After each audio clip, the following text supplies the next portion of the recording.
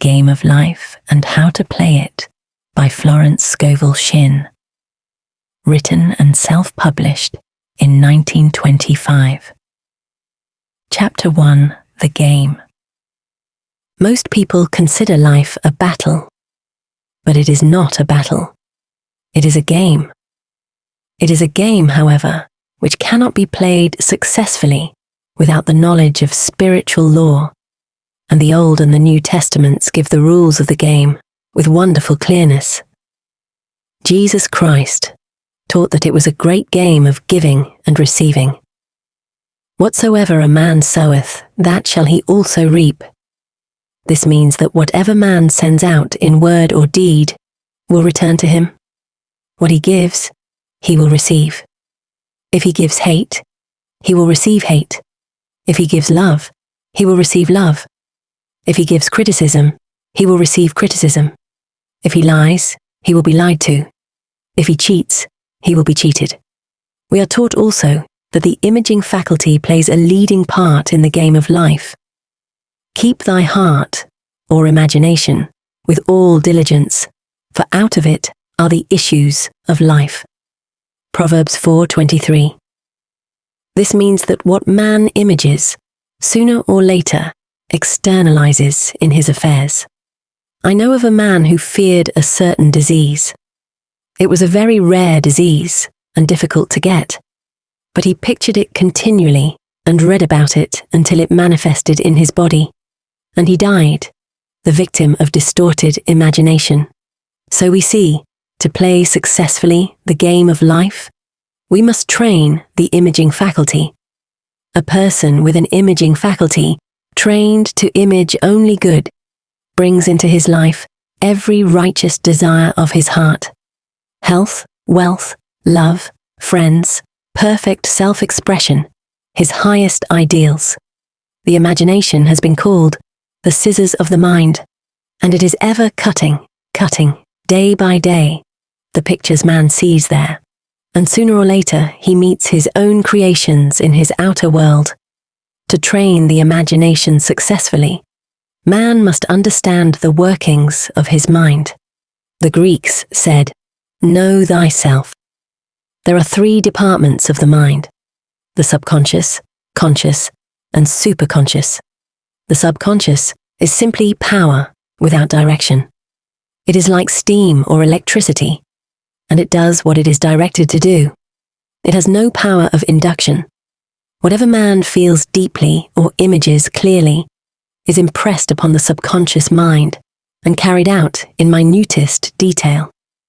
For example, a woman I know when a child always made believe she was a widow. She dressed up in black clothes and wore a long black veil, and people thought she was very clever and amusing. She grew up and married a man with whom she was deeply in love. In a short time he died, and she wore black and a sweeping veil for many years. The picture of herself as a widow was impressed upon the subconscious mind, and in due time worked itself out, regardless of the havoc created. The conscious mind has been called mortal or carnal mind. It is the human mind and sees life as it appears to be. It sees death, disaster, sickness, poverty, and limitation of every kind, and it impresses the subconscious. The superconscious mind is the God mind within each man, and is the realm of perfect ideas. In it is the perfect pattern spoken of by Plato, the divine design. For there is a divine design for each person. There is a place that you are to fill and no one else can fill, something you are to do, which no one else can do. There is a perfect picture of this in the superconscious mind. It usually flashes across the consciousness as an unattainable ideal, something too good to be true. In reality, it is man's true destiny, or destination, flashed to him from the infinite intelligence which is within himself. Many people, however, are in ignorance of their true destinies, and are striving for things and situations which do not belong to them, and would only bring failure and dissatisfaction if attained. For example, a woman came to me and asked me to speak the word that she would marry a certain man with whom she was very much in love. She called him A.B. I replied that this would be a violation of spiritual law, but that I would speak the word for the right man, the divine selection, the man who belonged to her by divine right. I added, if A.B. is the right man, you can't lose him, and if he isn't, you will receive his equivalent. She saw A.B. frequently, but no headway was made in their friendship. One evening she called and said, "Do you know, for the last week, A.B. hasn't seemed so wonderful to me." I replied, "Maybe he is not the divine selection, another man may be the right one." Soon after that, she met another man who fell in love with her at once, and who said she was his ideal. In fact, he said all the things that she had always wished A.B. would say to her. She remarked it was quite uncanny. She soon returned his love and lost all interest in A.B. This shows the law of substitution. A right idea was substituted for a wrong one. Therefore, there was no loss or sacrifice involved. Jesus Christ said, "Seek ye first the kingdom of God and his righteousness, and all these things shall be added unto you." And he said the kingdom was within man. The kingdom is the realm of right ideas, or the divine pattern. Jesus Christ taught that man's words played a leading part in the game of life. By your words ye are justified, and by your words ye are condemned. Many people have brought disaster into their lives through idle words. For example, a woman once asked me why her life was now one of poverty, of limitation. Formerly, she had a home, was surrounded by beautiful things, and had plenty of money. We found she had often tired of the management of her home, and had said repeatedly, "I'm sick and tired of things. I wish I lived in a trunk." And she added, "Today I am living in that trunk." She had spoken herself into a trunk. The subconscious mind has no sense of humor, and people often joke themselves into unhappy experiences. For example, a woman who had a great deal of money joked continually about getting ready for the poorhouse. In a few years, she was almost destitute, having impressed the subconscious mind with a picture of lack and limitation. Fortunately, the law works both ways, and a situation of lack may be changed to one of plenty. For example, a woman came to me one hot summer's day for a treatment for prosperity. She was worn out, dejected, and discouraged. She said she possessed just $8 in the world. I said, "Good, we'll bless the $8 and multiply them as Jesus Christ multiplied the loaves and the fishes. For he taught that every man had the power to bless and to multiply, to heal and to prosper." She said, "What shall I do next?" I replied, "Follow intuition. Have you a hunch to do anything or to go anywhere?" Intuition means intuition, or to be taught from within. It is man's unerring guide, and I will deal more fully with its laws in a following chapter. The woman replied, "I don't know, I seem to have a hunch to go home. I've just enough money for car fare." Her home was in a distant city, and was one of lack and limitation. And the reasoning mind, or intellect, would have said, "Stay in New York and get work and make some money." I replied, "Then go home, never violate a hunch." I spoke the following words for her. "Infinite Spirit, open the way for great abundance, for she is an irresistible magnet for all that belongs to her by divine right."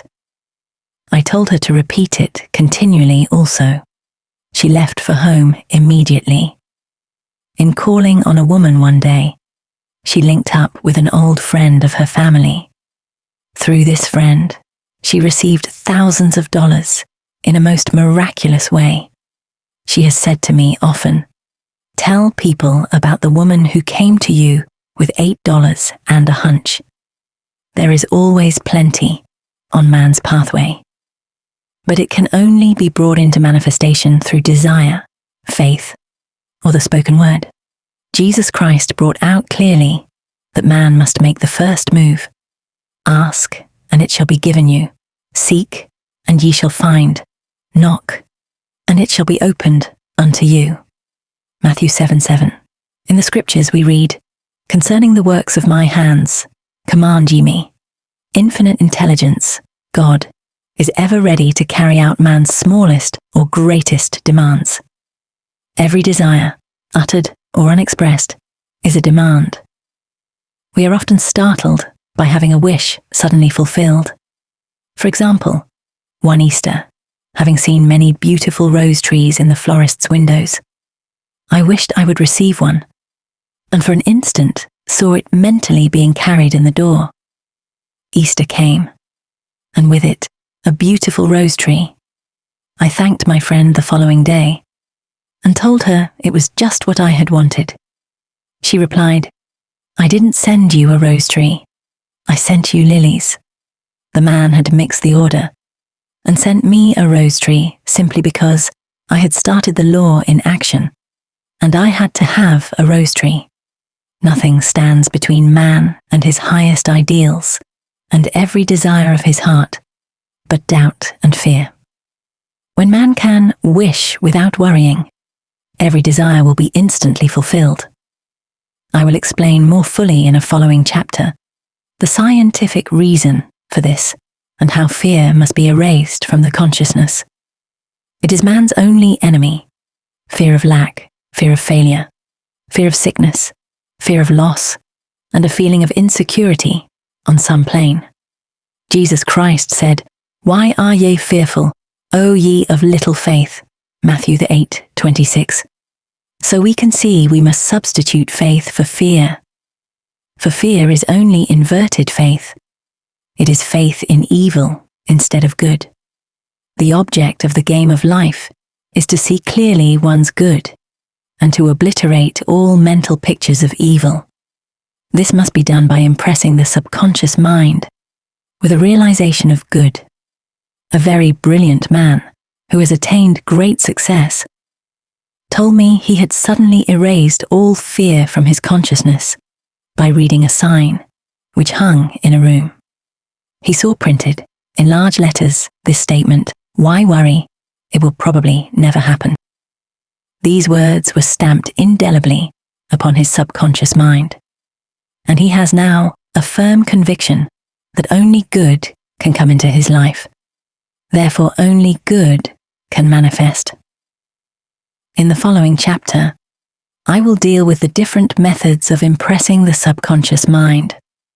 It is man's faithful servant, but one must be careful to give it the right orders. Man has ever a silent listener at his side, his subconscious mind. Every thought, every word is impressed upon it and carried out in amazing detail.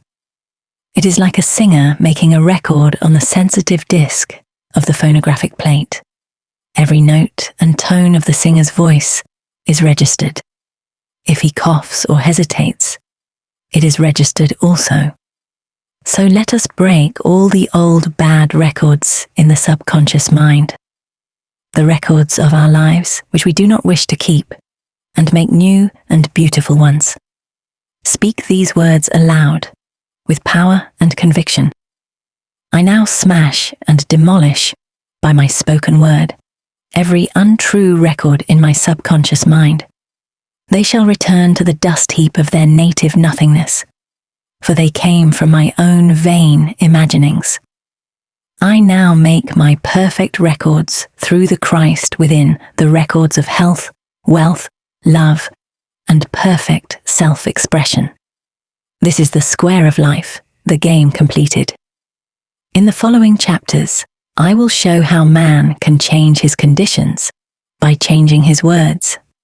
Any man who does not know the power of the word is behind the times. Death and life are in the power of the tongue. Proverbs 8:21. Chapter 2. The Law of Prosperity. Yea, the Almighty shall be thy defense, and thou shalt have plenty of silver.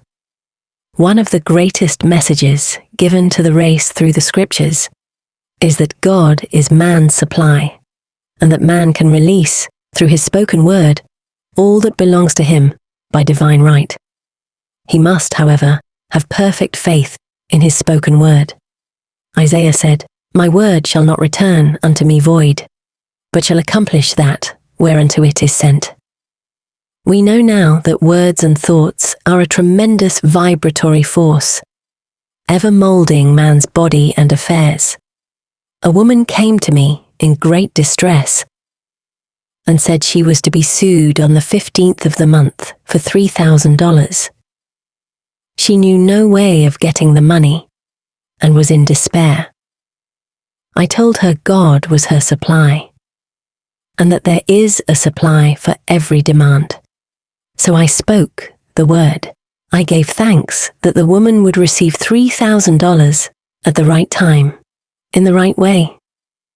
I told her she must have perfect faith and act her perfect faith.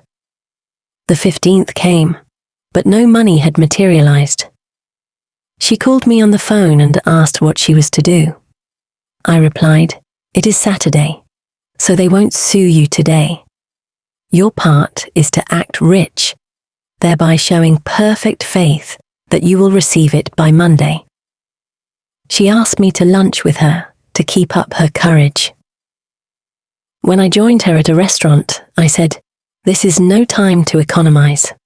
Order an expensive luncheon. Act as if you had already received the $3,000.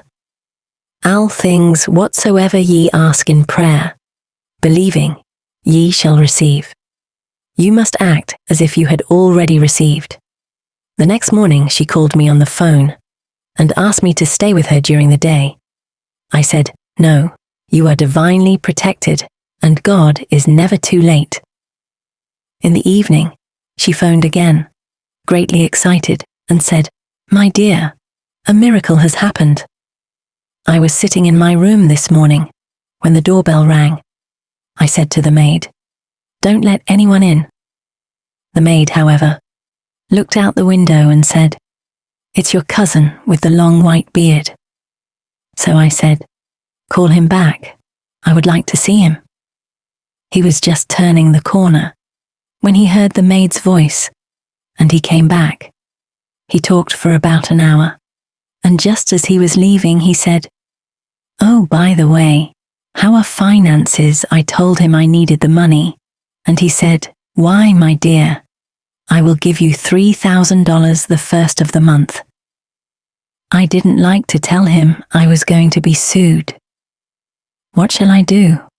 I won't receive it till the first of the month, and I must have it tomorrow. I said, 'I'll keep on treating.' I said, 'Spirit is never too late. I give thanks she has received the money on the invisible plane, and that it manifests on time.' The next morning, her cousin called her up and said, 'Come to my office this morning, and I will give you the money.' That afternoon, she had $3,000 to her credit in the bank, and wrote checks as rapidly as her excitement would permit. If one asks for success and prepares for failure, he will get the situation he has prepared for. For example, a man came to me asking me to speak the word that a certain debt would be wiped out. I found he spent his time planning what he would say to the man when he did not pay his bill, thereby neutralizing my words. He should have seen himself paying the debt. We have a wonderful illustration of this in the Bible, relating to the 3 kings who were in the desert, without water for their men and horses. They consulted the prophet Elisha, who gave them this astonishing message.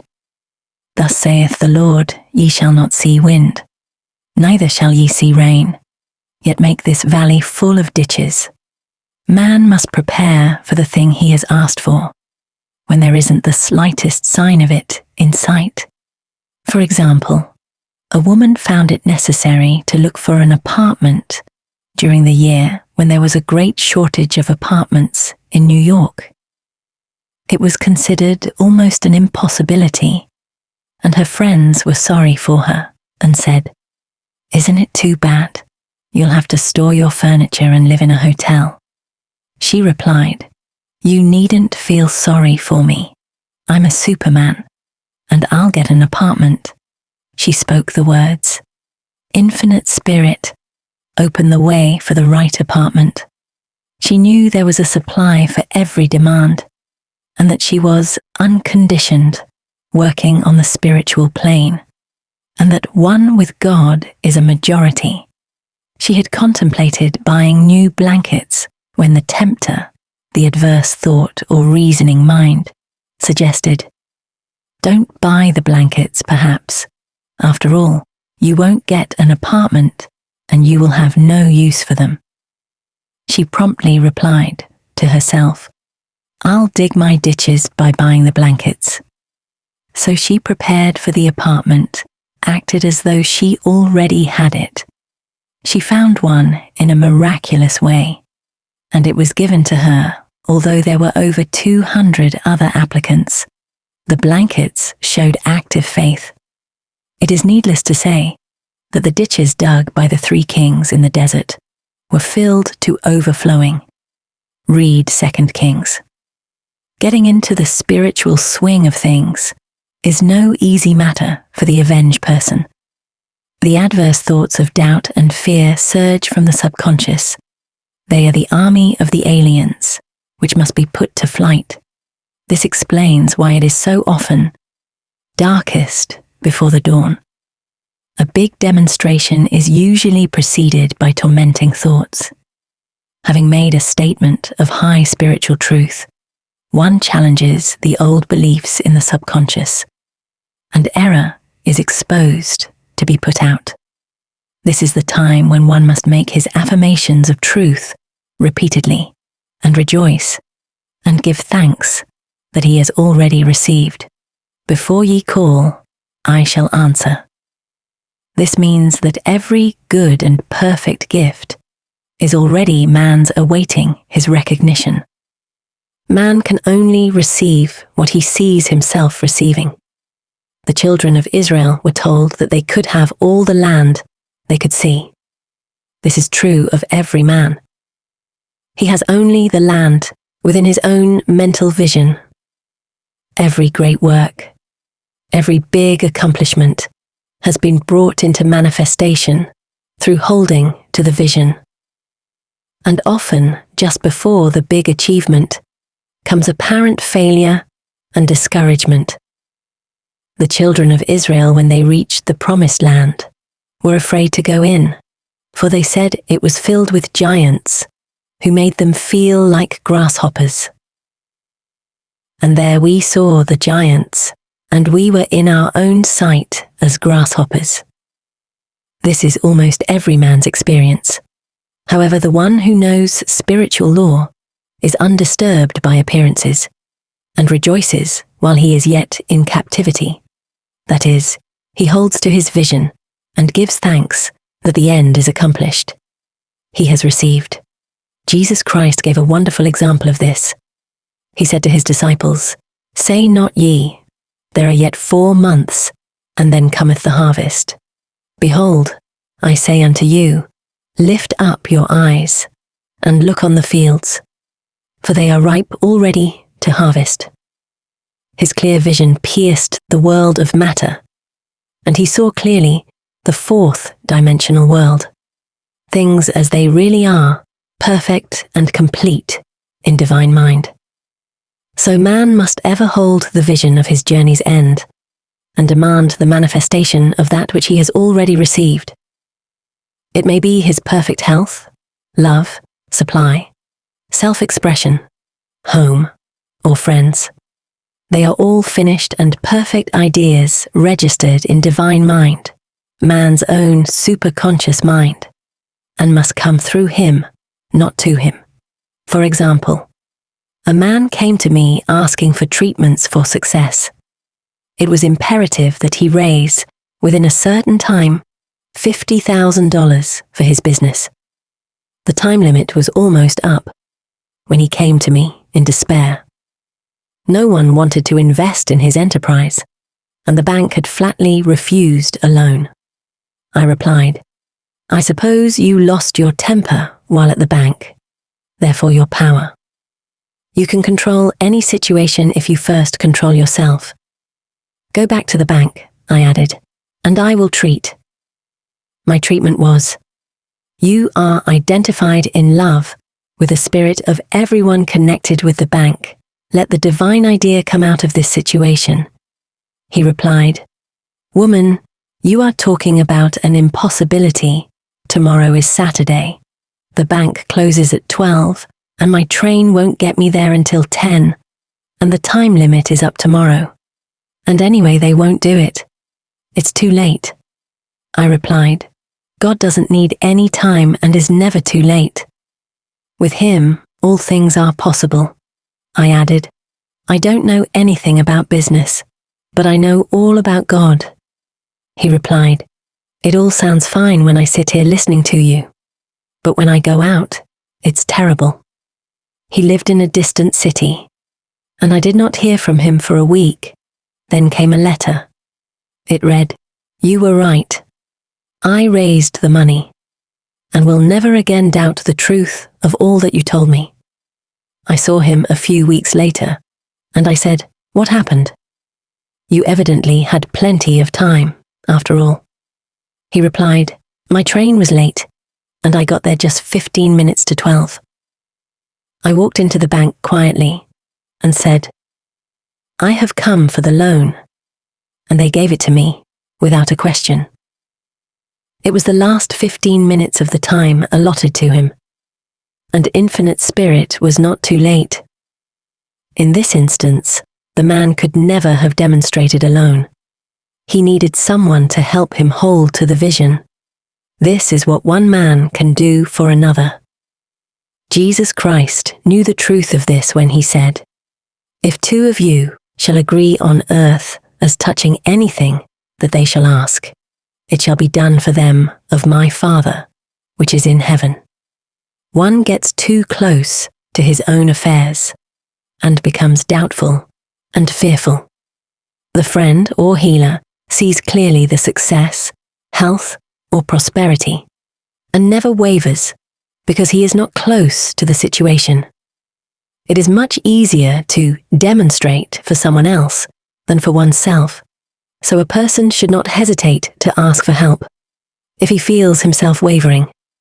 A keen observer of life once said, "No man can fail if some one person sees him successful." Such is the power of the vision, and many a great man has owed his success to a wife or sister, or a friend who believed in him and held without wavering to the perfect pattern. Chapter 2. The Power of the Word.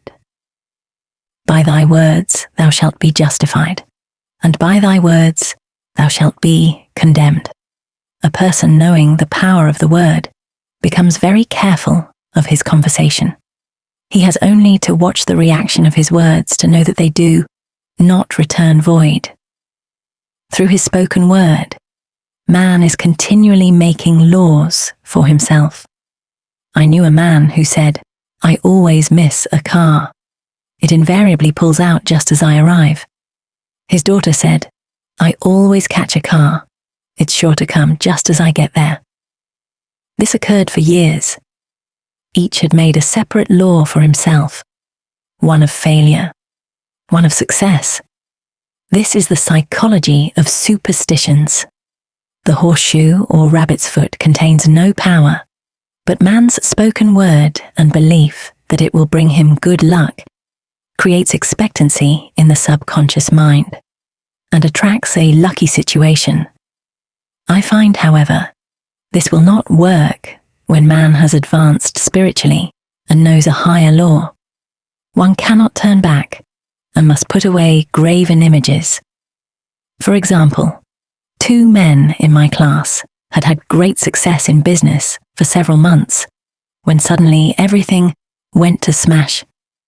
We tried to analyze the situation, and I found, instead of making their affirmations and looking to God for success and prosperity, they had each bought a lucky monkey. I said, "Oh, I see. You have been trusting in the lucky monkeys instead of God. Put away the lucky monkeys and call on the law of forgiveness, for man has power to forgive or neutralize his mistakes." They decided to throw the lucky monkeys down a coal hole, and all went well again. This does not mean, however, that one should throw away every lucky ornament or horseshoe about the house. But he must recognize that the power back of it is the one and only power, God, and that the object simply gives him a feeling of expectancy. I was with a friend one day who was in deep despair. In crossing the street, she picked up a horseshoe. Immediately, she was filled with joy and hope. She said God had sent her the horseshoe in order to keep up her courage. It was indeed, at that moment, about the only thing that could have registered in her consciousness. Her hope became faith, and she ultimately made a wonderful demonstration. I wish to make the point clear that the men previously mentioned were depending on the monkeys alone, while this woman recognized the power back of the horseshoe. I know, in my own case, it took a long while to get out of a belief that a certain thing brought disappointment. If the thing happened, disappointment invariably followed. I found the only way I could make a change in the subconscious was by asserting, there are not 2 powers, there is only one power. God, therefore, there are no disappointments, and this thing means a happy surprise. I noticed a change at once, and happy surprises commenced coming my way. I have a friend who said nothing could induce her to walk under a ladder. I said, if you are afraid, you are giving in to a belief in 2 powers, good and evil, instead of one. As God is absolute, there can be no opposing power unless man makes the false law of evil for himself, to show you believe in only one power, God, and that there is no power or reality in evil. Walk under the next ladder you see. Soon after, she went to her bank. She wished to open her box in the safety deposit vault, and there stood a ladder on her pathway. It was impossible to reach the box without passing under the ladder. She quailed with fear and turned back. She could not face the lion on her pathway. However, when she reached the street, my words rang in her ears, and she decided to return and walk under it. It was a big moment in her life, for ladders had held her in bondage for years. She retraced her steps to the vault, and the ladder was no longer there. This so often happens. If one is willing to do a thing he is afraid to do, he does not have to. It is the law of non-resistance, which is so little understood.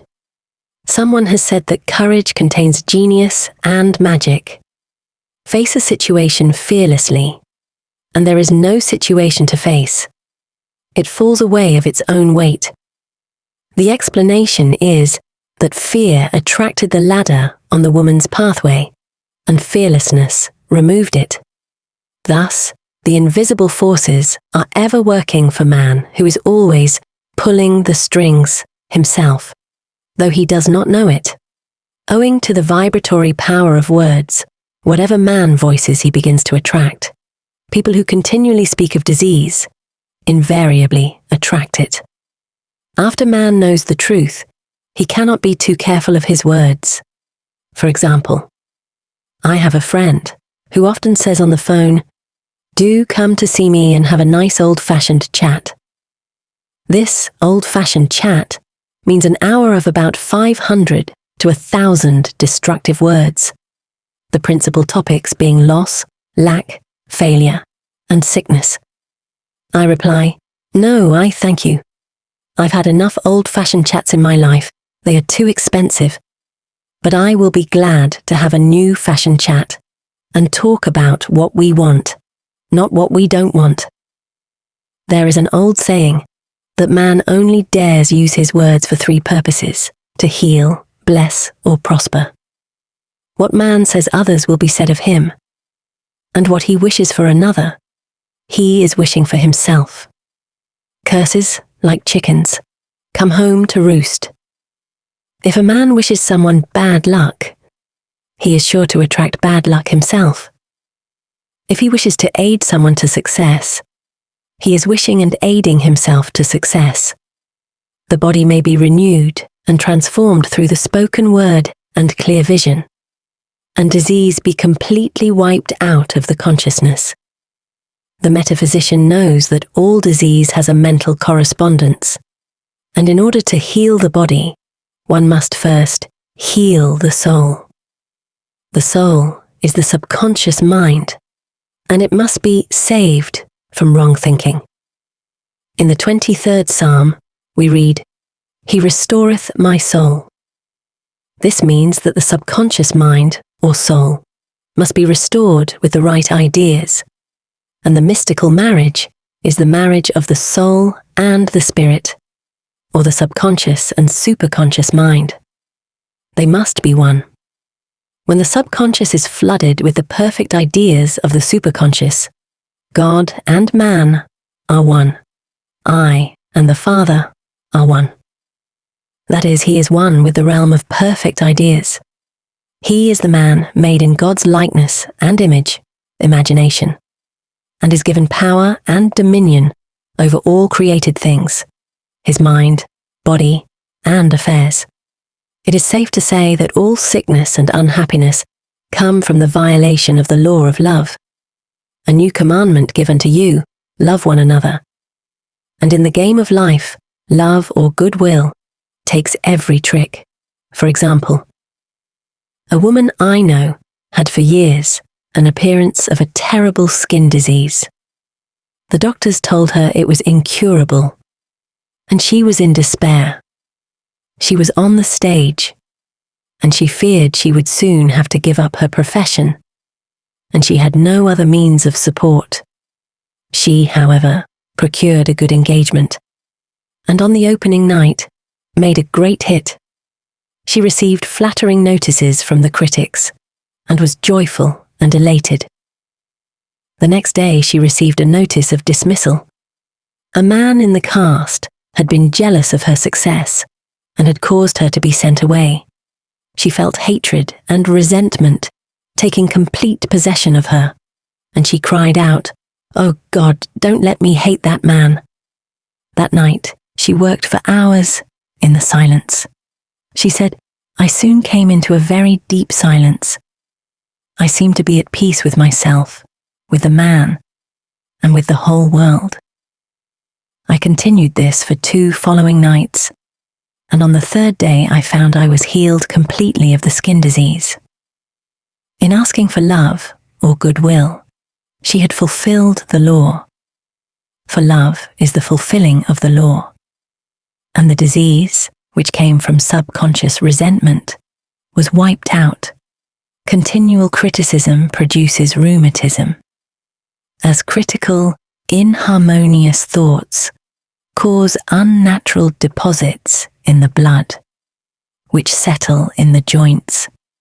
False growths are caused by jealousy, hatred, unforgiveness, fear, etc. Every disease is caused by a mind not at ease. I said once in my class, there is no use asking anyone, "What's the matter with you?" We might just as well say, "Who's the matter with you?" Unforgiveness is the most prolific cause of disease. It will harden arteries or liver and affect the eyesight. In its train are endless ills. I called on a woman, one day, who said she was ill from having eaten a poisoned oyster. I replied, "Oh no, the oyster was harmless. You poisoned the oyster. Who's the matter with you?" She answered, "Oh, about 19 people." She had quarrelled with 19 people and had become so inharmonious that she attracted the wrong oyster. Any inharmony on the external indicates there is mental inharmony. As the within, so the without. Man's only enemies are within himself, and a man's foes shall be they of his own household. Personality is one of the last enemies to be overcome, as this planet is taking its initiation in love. It was Christ's message, peace on earth, goodwill towards man. The enlightened man, therefore, endeavours to perfect himself upon his neighbour. His work is with himself, to send out goodwill and blessings to every man. And the marvellous thing is that if one blesses a man, he has no power to harm him. For example, a man came to me asking to treat for success in business. He was selling machinery, and a rival appeared on the scene with what he proclaimed was a better machine, and my friend feared defeat. I said, "First of all, we must wipe out all fear and know that God protects your interests and that the divine idea must cone out of the situation. That is, the right machine will be sold by the right man to the right man." And I added, "Don't hold one critical thought towards that man. Bless him all day and be willing not to sell your machine if it isn't the divine idea." So he went to the meeting, fearless and non-resistant, and blessing the other man. He said the outcome was very remarkable. The other man's machine refused to work, and he sold his without the slightest difficulty. But I say unto you, love your enemies, bless them that curse you, do good to them that hate you, and pray for them which despitefully use you and persecute you. Goodwill produces a great aura of protection about the one who sends it, and no weapon that is formed against him shall prosper.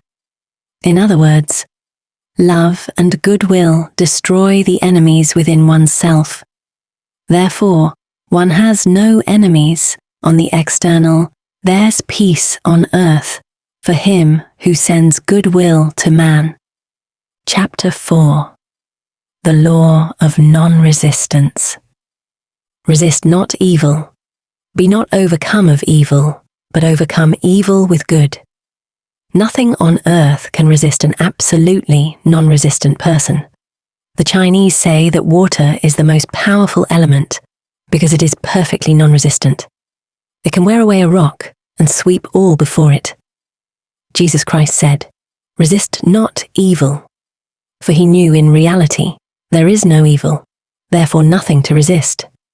Evil has come of man's vain imagination, or a belief in two powers, good and evil. There is an old legend that Adam and Eve ate of Maya, the tree of illusion, and saw two powers instead of one power, God. Therefore, evil is a false law man has made for himself through psychoma or soul sleep. Soul sleep means that man's soul has been hypnotized by the race belief of sin, sickness, and death, etc., which is carnal or mortal thought, and his affairs have outpictured his illusions.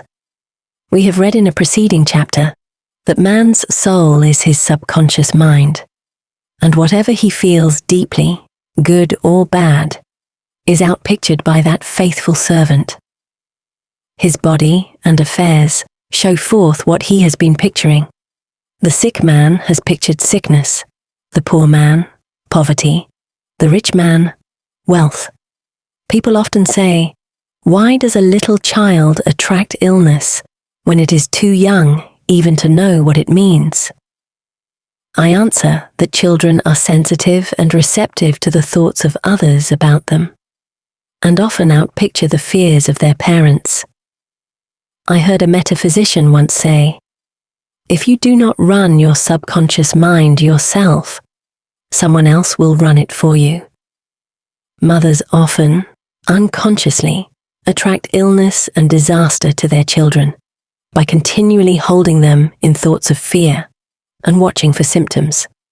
For example, a friend asked a woman if her little girl had had the measles. She replied promptly, "Not yet." This implied that she was expecting the illness, and therefore preparing the way for what she did not want for herself and child. However, the man who is centered and established in right thinking, the man who sends out only goodwill to his fellow man, and who is without fear, cannot be touched or influenced by the negative thoughts of others. In fact, he could then receive only good thoughts, as he himself sends forth only good thoughts. Resistance is hell, for it places man in a state of torment. A metaphysician once gave me a wonderful recipe for taking every trick in the game of life. It is the acme of non-resistance. He gave it in this way. At one time in my life, I baptized children, and of course they had many names. Now I no longer baptize children, but I baptize events. But I give every event the same name. If I have a failure, I baptize it success, in the name of the Father, and of the Son, and of the Holy Ghost. In this, we see the great law of transmutation, founded on non-resistance. Through his spoken word, every failure was transmuted into success. For example, a woman who required money, and who knew the spiritual law of opulence, was thrown in a business way continually with a man who made her feel very poor. He talked lack and limitation, and she commenced to catch his poverty thoughts. So she disliked him, and blamed him for her failure. She knew in order to demonstrate her supply, she must first feel that she had received a feeling of opulence, must precede its manifestation. It dawned upon her, one day, that she was resisting the situation and seeing two powers instead of one. So she blessed the man and baptized the situation's success. She affirmed, "As there is only one power, God, this man is here for my good and my prosperity," just what he did not seem to be there for. Soon after that, she met, through this man, a woman who gave her for a service rendered several $1,000s. And the man moved to a distant city and faded harmoniously from her life. Make the statement, "Every man is a golden link in the chain of my good." For all men are God in manifestation, awaiting the opportunity given by man himself to serve the divine plan of his life. Bless your enemy, and you rob him of his ammunition. His arrows will be transmuted into blessings. This law is true of nations as well as individuals. Bless a nation, send love and goodwill to every inhabitant, and it is robbed of its power to harm. Man can only get the right idea of non-resistance through spiritual understanding. My students have often said, "I don't want to be a doormat." I reply, when you use non-resistance with wisdom, no one will ever be able to walk over you. Another example. One day I was impatiently awaiting an important telephone call. I resisted every call that came in and made no outgoing calls myself, reasoning that it might interfere with the one I was awaiting. Instead of saying, "Divine ideas never conflict, the call will come at the right time," leaving it to infinite intelligence to arrange, I commenced to manage things myself. I made the battle mine, not God's, and remained tense and anxious. The bell did not ring for about an hour, and I glanced at the phone and found the receiver had been off that length of time, and the phone was disconnected. My anxiety, fear, and belief in interference had brought on a total eclipse of the telephone. Realizing what I had done, I commenced blessing the situation at once. I baptized it success and affirmed, I cannot lose any call that belongs to me by divine right. I am under grace and not under law. A friend rushed out to the nearest telephone to notify the company to reconnect. She entered a crowded grocery, but the proprietor left his customers and attended to the call himself. My phone was connected at once, and 2 minutes later, I received a very important call, and about an hour afterwards, the one I had been awaiting. Once ships come in over a calm sea, so long as man resists a situation, he will have it with him. If he runs away from it, it will run after him. For example, I repeated this to a woman one day, and she replied, how true that is. I was unhappy at home. I disliked my mother, who was critical and domineering. So I ran away and was married. But I married my mother, for my husband was exactly like my mother, and I had the same situation to face again. Agree with thine adversary quickly. That means, agree that the adverse situation is good. Be undisturbed by it, and it falls away of its own weight. None of these things move me, is a wonderful affirmation. The inharmonious situation comes from some inharmony within man himself. When there is in him no emotional response to an inharmonious situation, it fades away forever from his pathway. So we see man's work is ever with himself. People have said to me, give treatments to change my husband or my brother. I reply, no, I will give treatments to change you.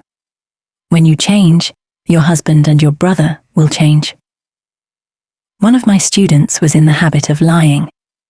I told her it was a failure method, and if she lied, she would be lied to. She replied, I don't care. I can't possibly get along without lying. One day she was speaking on the phone to a man with whom she was very much in love. She turned to me and said, I don't trust him. I know he's lying to me. I replied, well, you lie yourself. So someone has to lie to you. And you may be sure it will be just the person you want the truth from. Sometime after that, I saw her, and she said, I'm cured of lying. I questioned, what cured you? She replied, I have been living with a woman who lied worse than I did. One is often cured of his faults by seeing them in others. Life is a mirror, and we find only ourselves reflected in our associates. Living in the past is a failure method and a violation of spiritual law. Jesus Christ said, behold, now is the accepted time. Now is the day of salvation. Lot's wife looked back and was turned into a pillar of salt. The robbers of time are the past and the future. Man should bless the past and forget it if it keeps him in bondage, and bless the future, knowing it has in store for him endless joys, but live fully in the now. For example, a woman came to me, complaining that she had no money with which to buy Christmas gifts. She said, last year was so different. I had plenty of money and gave lovely presents, and this year I have scarcely a cent. I replied, you will never demonstrate money while you are pathetic and live in the past. Live fully in the now, and get ready to give Christmas presents. Dig your ditches, and the money will come. She exclaimed, I know what to do. I will buy some tinsel twine, Christmas seals and wrapping paper. I replied, do that, and the presents will come and stick themselves to the Christmas seals. This too was showing financial fearlessness and faith in God, as the reasoning mind said, keep every cent you have, as you are not sure you will get any more. She bought the seals, paper and twine, and a few days before Christmas, received a gift of several $100s. Buying the seals and twine had impressed the subconscious with expectancy and opened the way for the manifestation of the money. She purchased all the presents in plenty of time. Man must live suspended in the moment. Look well, therefore, to this day, such is the salutation of the dawn. He must be spiritually alert, ever awaiting his leads, taking advantage of every opportunity. One day, I said continually, silently, "Infinite Spirit, don't let me miss a trick." And something very important was told to me that evening. It is most necessary to begin the day with right words. Make an affirmation immediately upon waking. For example, "Thy will be done this day. Today is a day of completion. I give thanks for this perfect day. Miracle shall follow miracle, and wonders shall never cease." Make this a habit, and one will see wonders and miracles come into this life. One morning, I picked up a book and read, "Look with wonder at that which is before you." It seemed to be my message for the day, so I repeated again and again, "Look with wonder at that which is before you." At about noon, a large sum of money was given me, which had been desiring for a certain purpose. In a following chapter, I will give affirmations that I have found most effective. However, one should never use an affirmation unless it is absolutely satisfying and convincing to his own consciousness. And often an affirmative is changed to suit different people. For example, the following has brought success to many. "I have a wonderful work in a wonderful way. I give wonderful service for wonderful pay." I gave the first 2 lines to one of my students, and she added the last 2. It made a most powerful statement, as there should always be perfect payment for perfect service, and a rhyme sinks easily into the subconscious.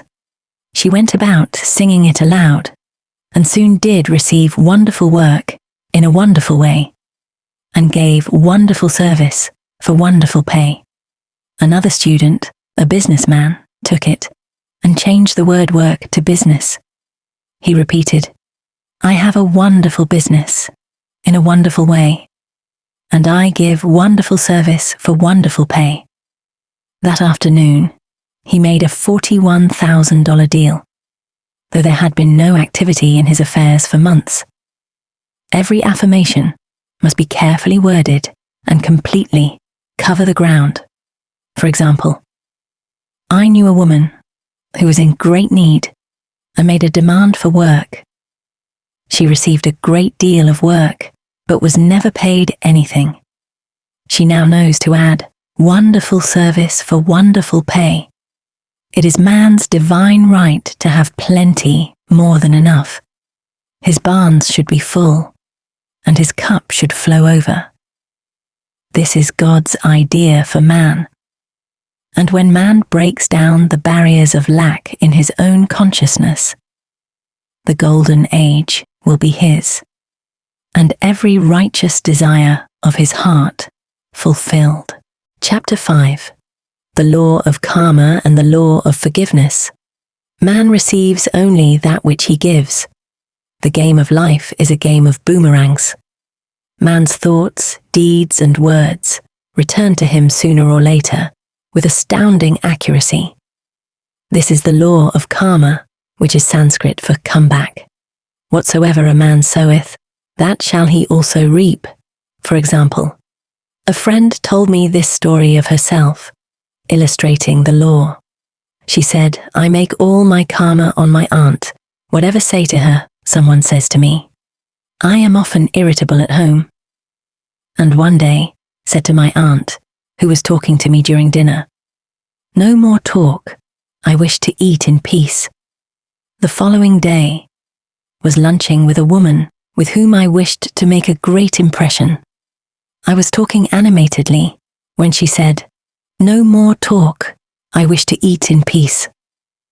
My friend is high in consciousness so her karma returns much more quickly than to one on the mental plane.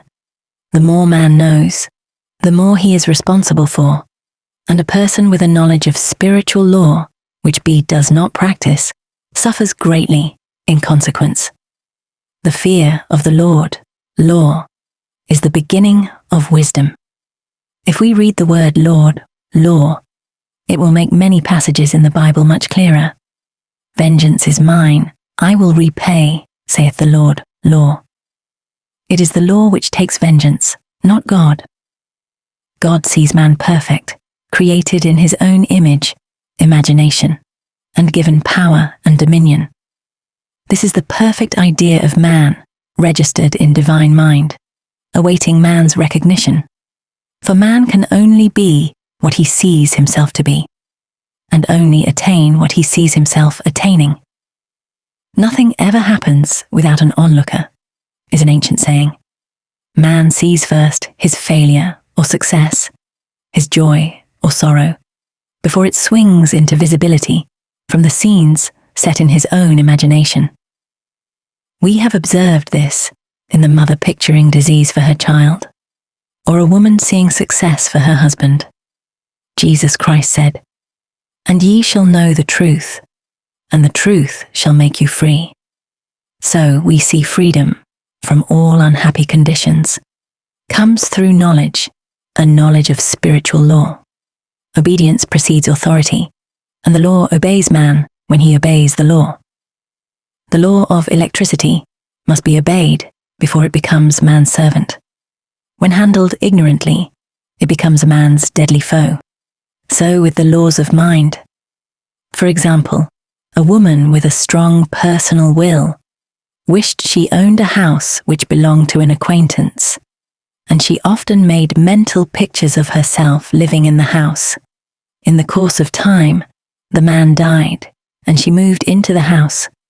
Several years afterwards, coming into the knowledge of spiritual law, she said to me, "Do you think I had anything to do with that man's death?" I replied, "Yes. Your desire was so strong, everything made way for it, but you paid your karmic debt. Your husband, whom you loved devotedly, died soon after, and the house was a white elephant on your bands for years. The original owner, however, could not have been affected by her thoughts had he been positive in the truth, nor her husband, but they were both under karmic law. The woman should have said, feeling the great desire for the house, "Infinite intelligence, give me the right house, equally as charming as this, the house which is mine by divine right." The divine selection would have given perfect satisfaction and brought good to all. The divine pattern is the only safe pattern to work by. Desire is a tremendous force and must be directed in the right channels, or chaos ensues. In demonstrating, the most important step is the first step, to ask aright. Man should always demand only that which is his by divine right. To go back to the illustration, had the woman taken this attitude, "If this house I desire is mine, I cannot lose it.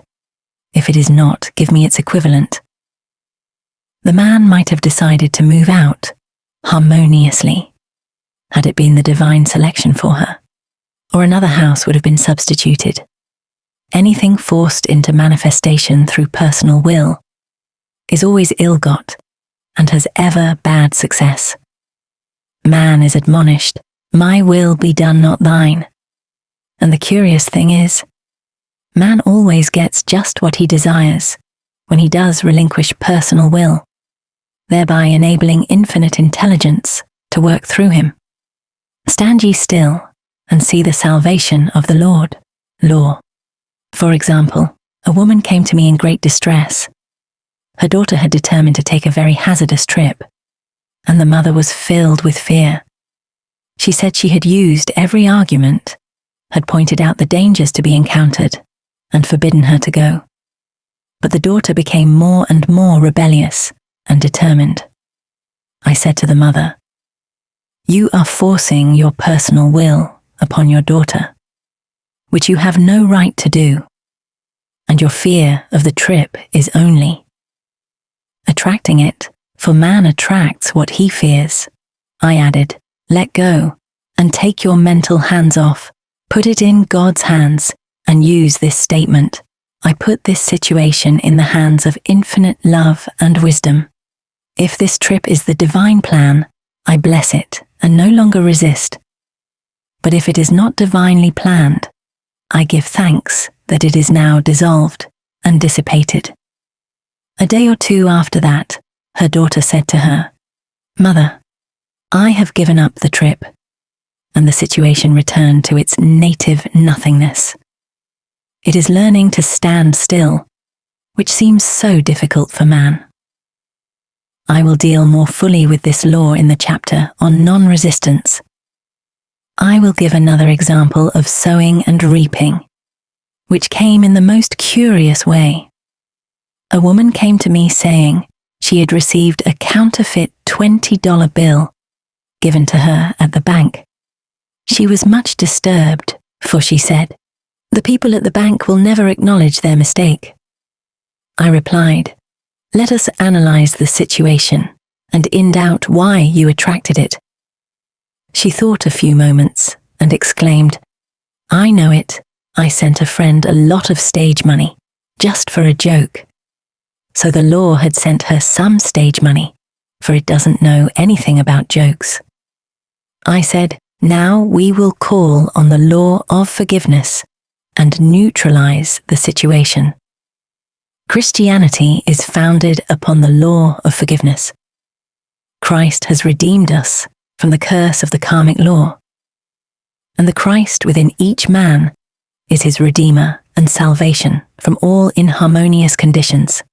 So I said, Infinite Spirit, we call on the law of forgiveness and give thanks that she is under grace and not under law, and cannot lose this $20, which is hers by divine right.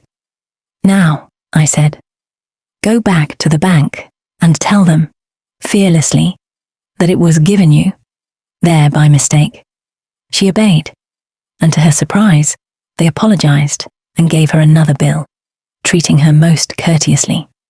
So knowledge of the law gives man power to rub out his mistakes. Man cannot force the external to be what he is not. If he desires riches, he must be rich first in consciousness. For example, a woman came to me asking treatment for prosperity. She did not take much interest in her household affairs, and her home was in great disorder. I said to her, if you wish to be rich, you must be orderly. All men with great wealth are orderly, and order is heaven's first law. I added, you will never become rich with a burnt match in the pincushion. She had a good sense of humor and commenced immediately, putting her house in order. She rearranged furniture, straightened out bureau drawers, cleaned rugs, and soon made a big financial demonstration, a gift from a relative. The woman herself became made over and keeps herself keyed up financially by being ever watchful of the external and expecting prosperity. Knowing God is her supply.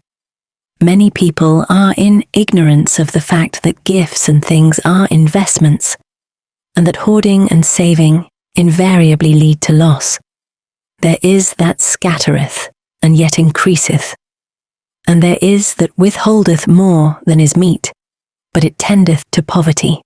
For example, I knew a man who wanted to buy a fur-lined overcoat. He and his wife went to various shops, but there was none he wanted. He said they were all too cheap-looking. At last, he was shown one. The salesman said was valued at $1,000, but which the manager would sell him for $500. As it was late in the season, his financial possessions amounted to about $700. The reasoning mind would have said, you can't afford to spend nearly all you have on a coat. But he was very intuitive and never reasoned. He turned to his wife and said, "If I get this coat, I'll make a ton of money." So his wife consented weakly. About a month later, he received a $10,000 commission. The coat made him feel so rich. It linked him with success and prosperity. Without the coat, he would not have received the commission. It was an investment paying large dividends if man ignores these leadings to spend or to give. The same amount of money will go in an uninteresting or unhappy way. For example, a woman told me on Thanksgiving Day, she informed her family that they could not afford a Thanksgiving dinner.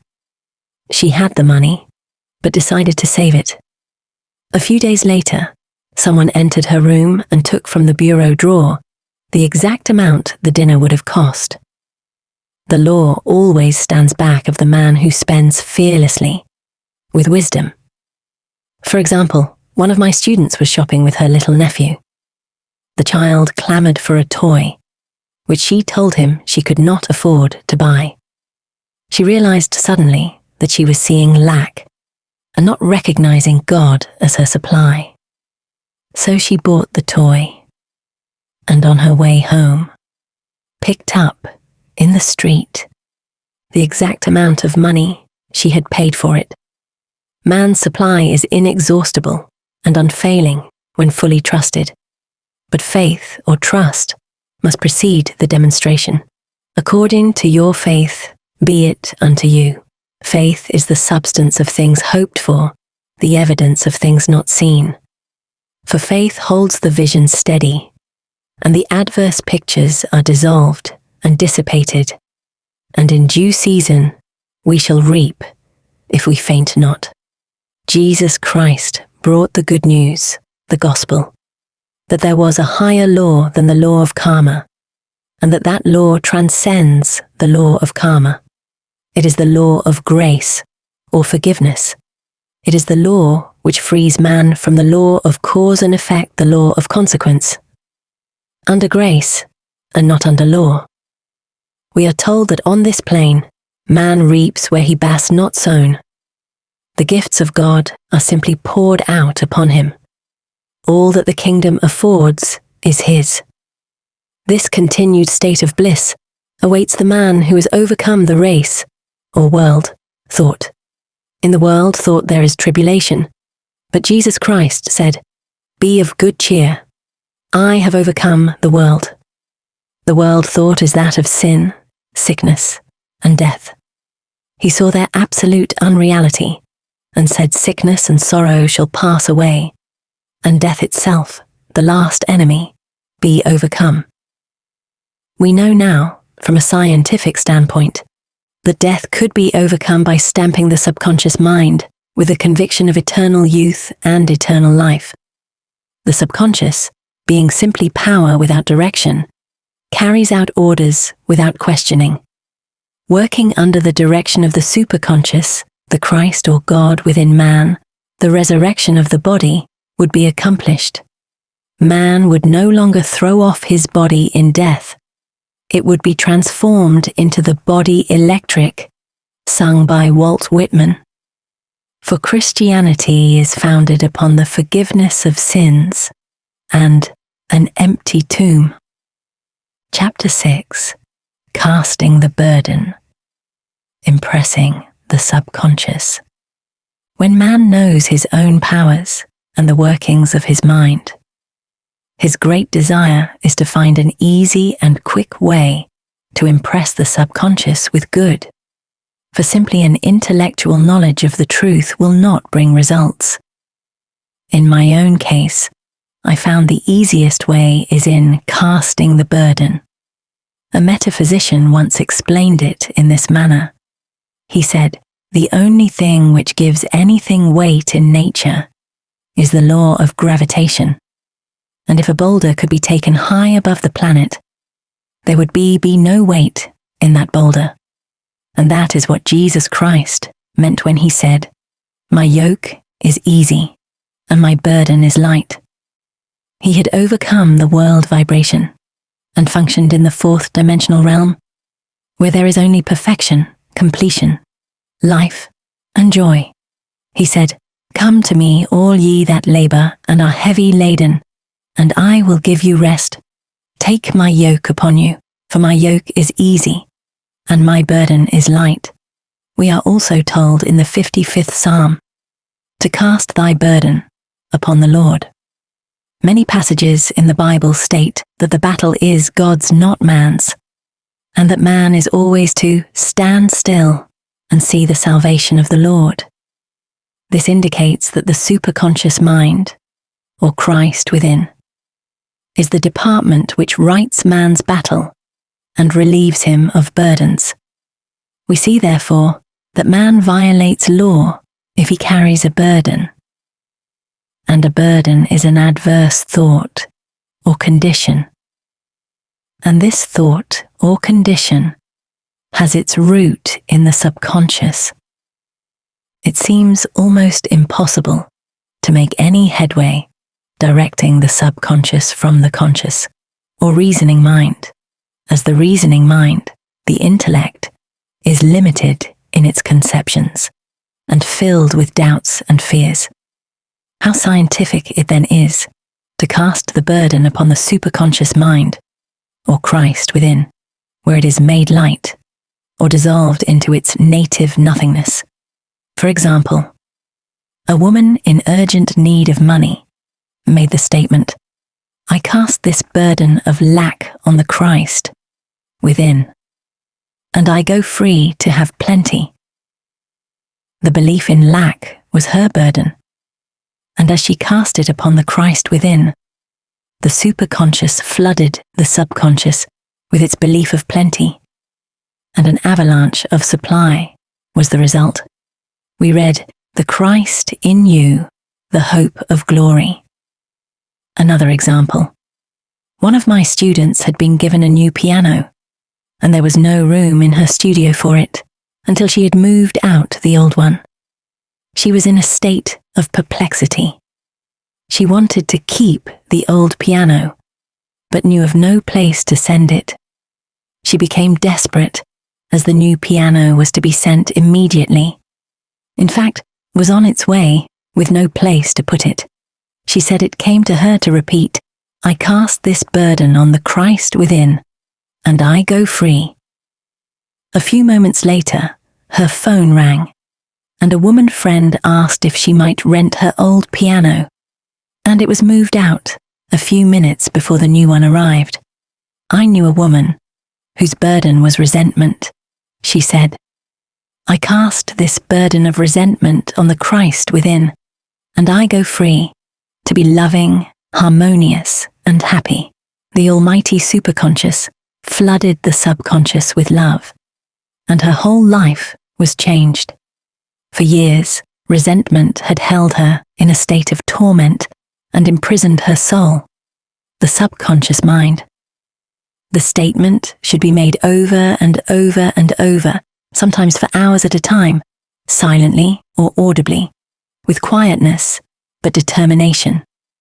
I have often compared it to winding up a Victrola.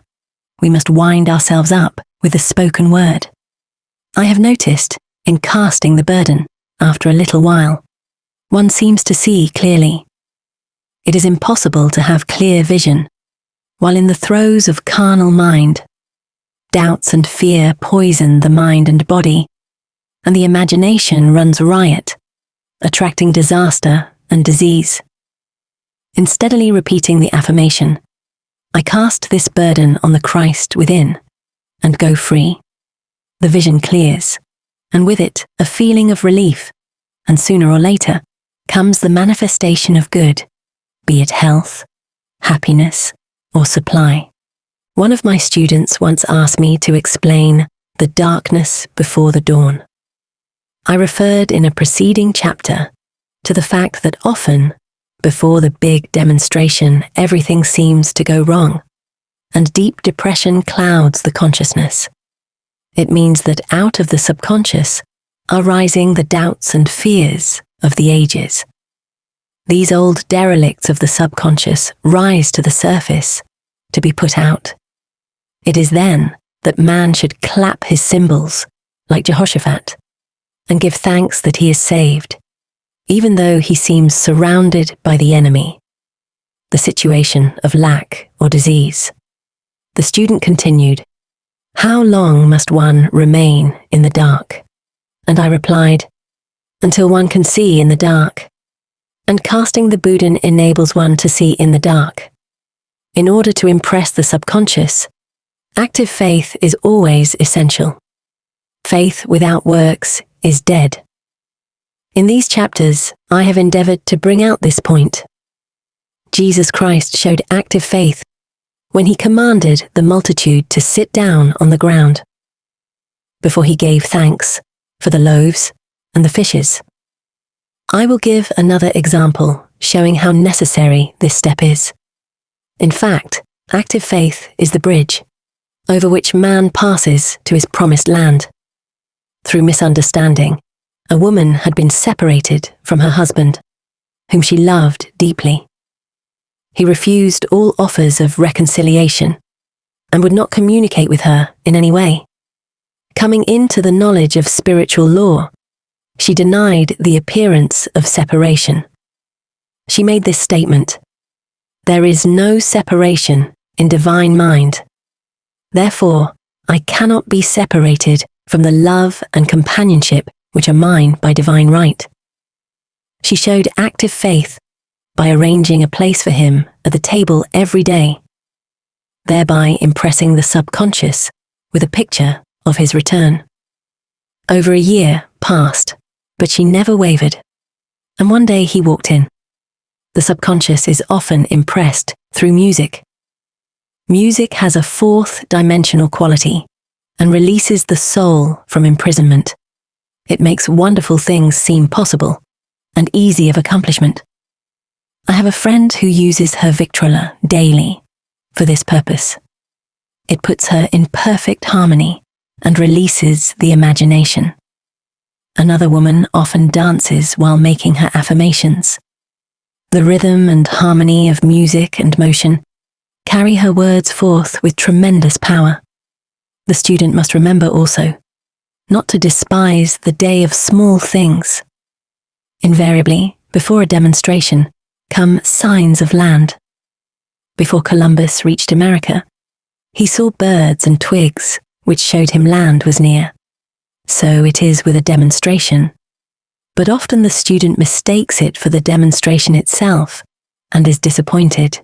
For example, a woman had spoken the word for a set of dishes. Not long afterwards, a friend gave her a dish which was old and cracked. She came to me and said, "Well, I asked for a set of dishes, and all I got was a cracked plate." I replied, "The plate was only signs of land. It shows your dishes are coming. Look upon it as birds and seaweed." And not long afterwards, the dishes came. Continually making believe impresses the subconscious.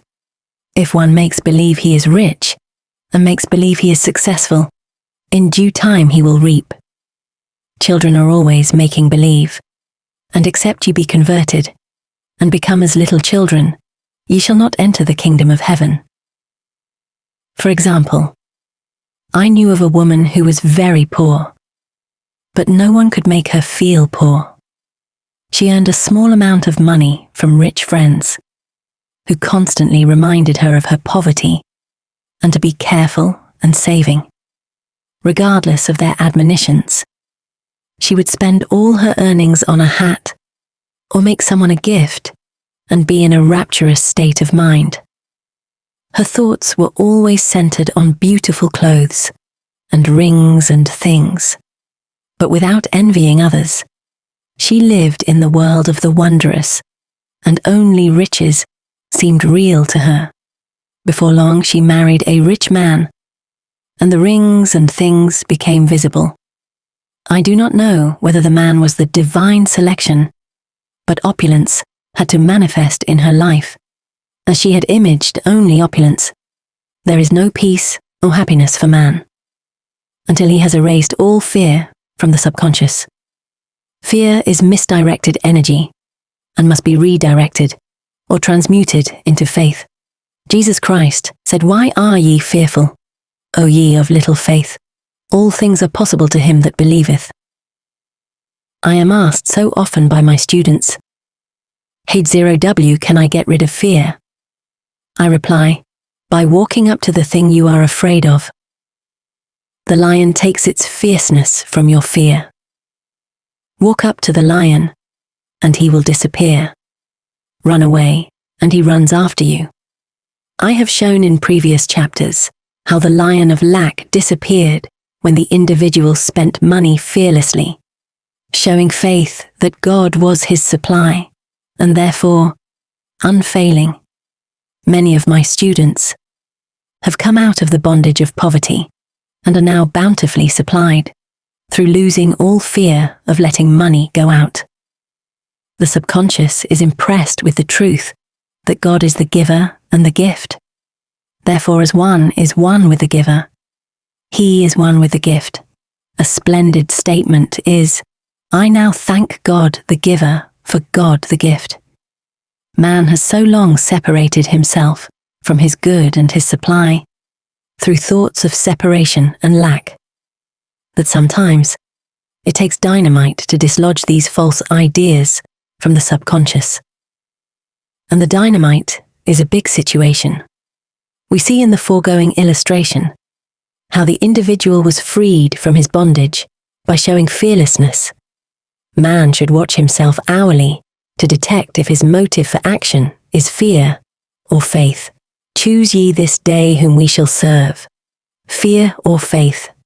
Perhaps one's fear is of personality. Then do not avoid the people feared. Be willing to meet them cheerfully, and they will either prove golden links in the chain of one's good, or disappear harmoniously from one's pathway. Perhaps one's fear is of disease or germs. Then one should be fearless and undisturbed in a germ-laden situation, and he would be immune. One can only contract germs while vibrating at the same rate as the germ, and fear drags men down to the level of the germ. Of course, the disease-laden germ is the product of carnal mind, as all thought must objectify. Germs do not exist in the superconscious or divine mind, therefore are the product of man's vain imagination. In the twinkling of an eye, man's release will come when he realizes there is no power in evil. The material world will fade away, and the fourth dimensional world, the world of the wondrous, will swing into manifestation. And I saw a new heaven and a new earth, and there shall be no more death, neither sorrow nor crying. Neither shall there be any more pain, for the former things are passed away. Chapter 7. Love. Every man on this planet is taking his initiation in love. A new commandment I give unto you, that ye love one another. Uspensky states, in Tertium Organum, that love is a cosmic phenomenon, and opens to man the fourth dimensional world, the world of the wondrous. Real love is selfless and free from fear.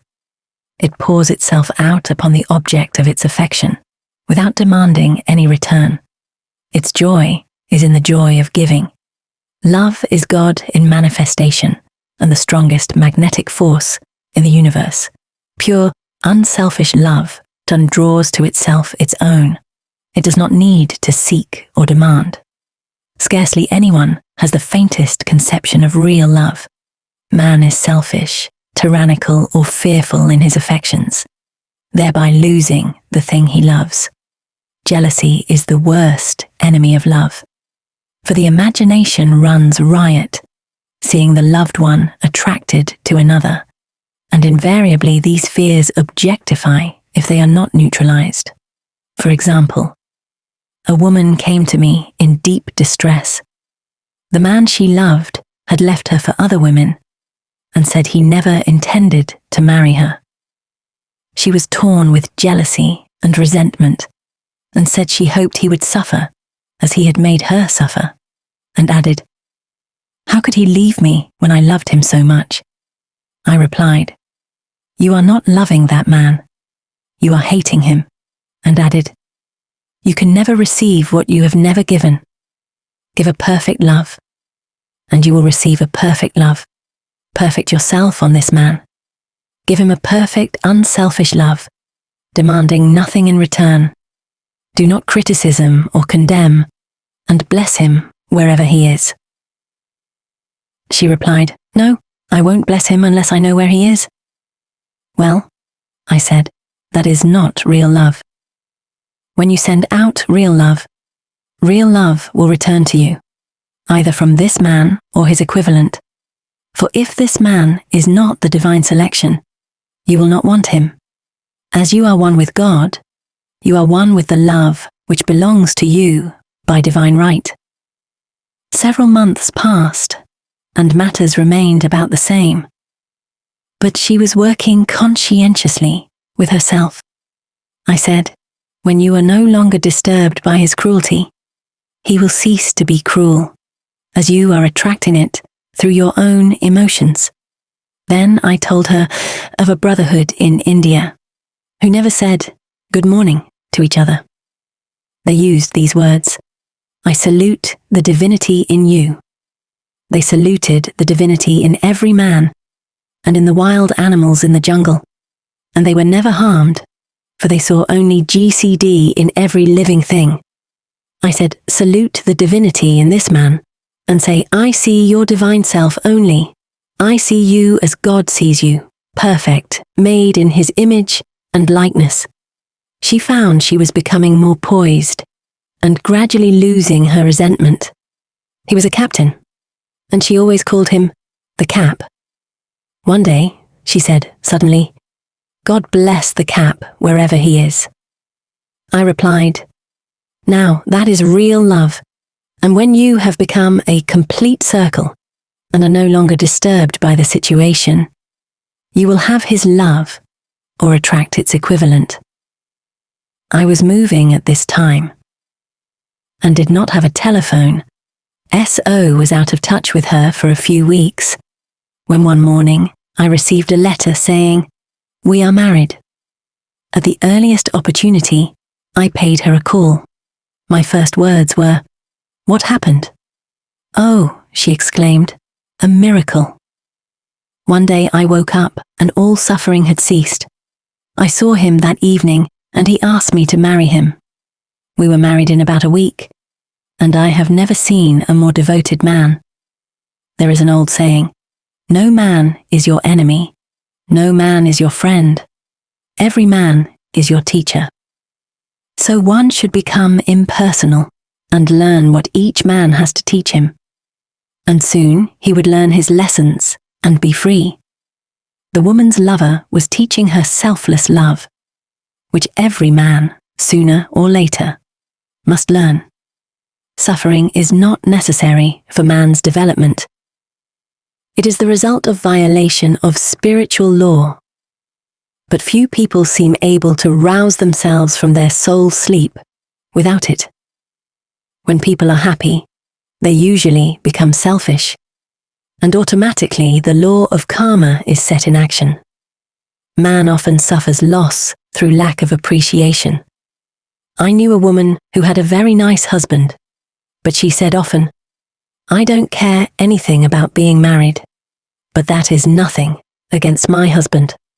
I'm simply not interested in married life." She had other interests and scarcely remembered she had a husband. She only thought of him when she saw him. One day her husband told her he was in love with another woman and left. She came to me in distress and resentment. I replied, "It is exactly what you spoke the word for. You said you didn't care anything about being married, so the subconscious worked to get you unmarried." She said, "Oh yes, I see. People get what they want and then feel very much hurt." She soon became in perfect harmony with the situation and knew they were both much happier apart. When a woman becomes indifferent or critical, and ceases to be an inspiration to her husband, he misses the stimulus of their early relationship and is restless and unhappy. A man came to me dejected, miserable, and poor. His wife was interested in the science of numbers and had him read. It seems the report was not very favorable, for he said, "My wife says I'll never amount to anything because I am a 2. I replied, "I don't care what your number is. You are a perfect idea in divine mind, and we will demand the success and prosperity which are already planned for you by that infinite intelligence." Within a few weeks, he had a very fine position, and a year or 2 later, he achieved a brilliant success as a writer. No man is a success in business unless he loves his work. The picture the artist paints for love of his art is his greatest work. The potboiler is always something to live down. No man can attract money if he despises it. Many people are kept in poverty by saying, "Money means nothing to me, and I have a contempt for people who have it." This is the reason so many artists are poor. Their contempt for money separates them from it. I remember hearing one artist say of another, "He's no good as an artist, he has money in the bank." This attitude of mind, of course, separates man from his supply. He must be in harmony with a thing in order to attract it. Money is God in manifestation, as freedom from want and limitation, but it must be always kept in circulation and put to right uses. Hoarding and saving react with grim vengeance. This does not mean that man should not have houses and lots, stocks and bonds. For the barns of the righteousness man shall be full. It means man should not hoard even the principal, if an occasion arises when money is necessary. In letting it go out fearlessly and cheerfully, he opens the way for more to come in, for God is man's unfailing and inexhaustible supply. This is the spiritual attitude towards money, and the great bank of the universal never fails. We see an example of hoarding in the film production of Greed. The woman won $5,000 in a lottery, but would not spend it. She hoarded and saved, let her husband suffer and starve, and eventually she scrubbed floors for a living. She loved the money itself and put it above everything. And one night, she was murdered and the money taken from her. This is an example of where love of money is the root of all evil. Money in itself is good and beneficent, but used for destructive purposes, hoarded and saved, or considered more important than love, brings disease and disaster. And the loss of the money itself? Follow the path of love, and all things are added, for God is love, and God is supply. Follow the path of selfishness and greed, and the supply vanishes, or man is separated from it. For example, I knew the case of a very rich woman who hoarded her income. She rarely gave anything away, but bought and bought and bought things for herself. She was very fond of necklaces, and a friend once asked her how many she possessed. She replied, 67. She bought them and put them away, carefully wrapped in tissue paper. Had she used the necklaces, it would have been quite legitimate, but she was violating the law of use. Her closets were filled with clothes she never wore, and jewels which never saw the light. The woman's arms were gradually becoming paralyzed from holding on to things, and eventually she was considered incapable of looking after her affairs, and her wealth was handed over to others to manage. So man, in ignorance of the law, brings about his own destruction. All disease, all unhappiness, come from the violation of the law of love. Man's boomerangs of hate, resentment, and criticism come back laden with sickness and sorrow. Love seems almost a lost art, but the man with the knowledge of spiritual law knows it must be regained, for without it, he has become as sounding brass and tinkling cymbals. For example, I had a student who came to me, month after month, to clean her consciousness of resentment. After a while, she arrived at the point where she resented only one woman, but that one woman kept her busy. Little by little, she became poised and harmonious, and one day, all resentment was wiped out. She came in radiant and exclaimed, "You can't understand how I feel." The woman said something to me, and instead of being furious, I was loving and kind, and she apologized and was perfectly lovely to me. No one can understand the marvelous lightness I feel within. Love and goodwill are invaluable in business. For example, a woman came to me, complaining of her employer. She said she was cold and critical, and knew she did not want her in the position. "Well," I replied, "salute the divinity in the woman, and send her love." She said, "I can't. She's a marble woman," I answered. You remember the story of the sculptor who asked for a certain piece of marble. He was asked why he wanted it, and he replied, "Because there is an angel in the marble, and out of it he produced a wonderful work of art." She said, "Very well, you'll try it." A week later she came back and said, "I did what you told me to, and now the woman is very kind, and took me out in her car." People are sometimes filled with remorse for having done someone an unkindness, perhaps years ago. If the wrong cannot be righted, its effect can be neutralized by doing someone a kindness in the present. This one thing I do, forgetting those things which are behind, and reaching forth unto those things which are before. Sorrow, regret, and remorse tear down the cells of the body and poison the atmosphere of the individual.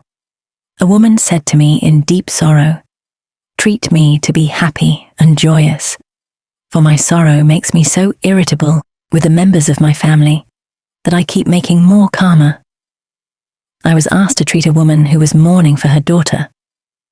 I denied all belief in loss and separation, and affirmed that God was the woman's joy, love, and peace.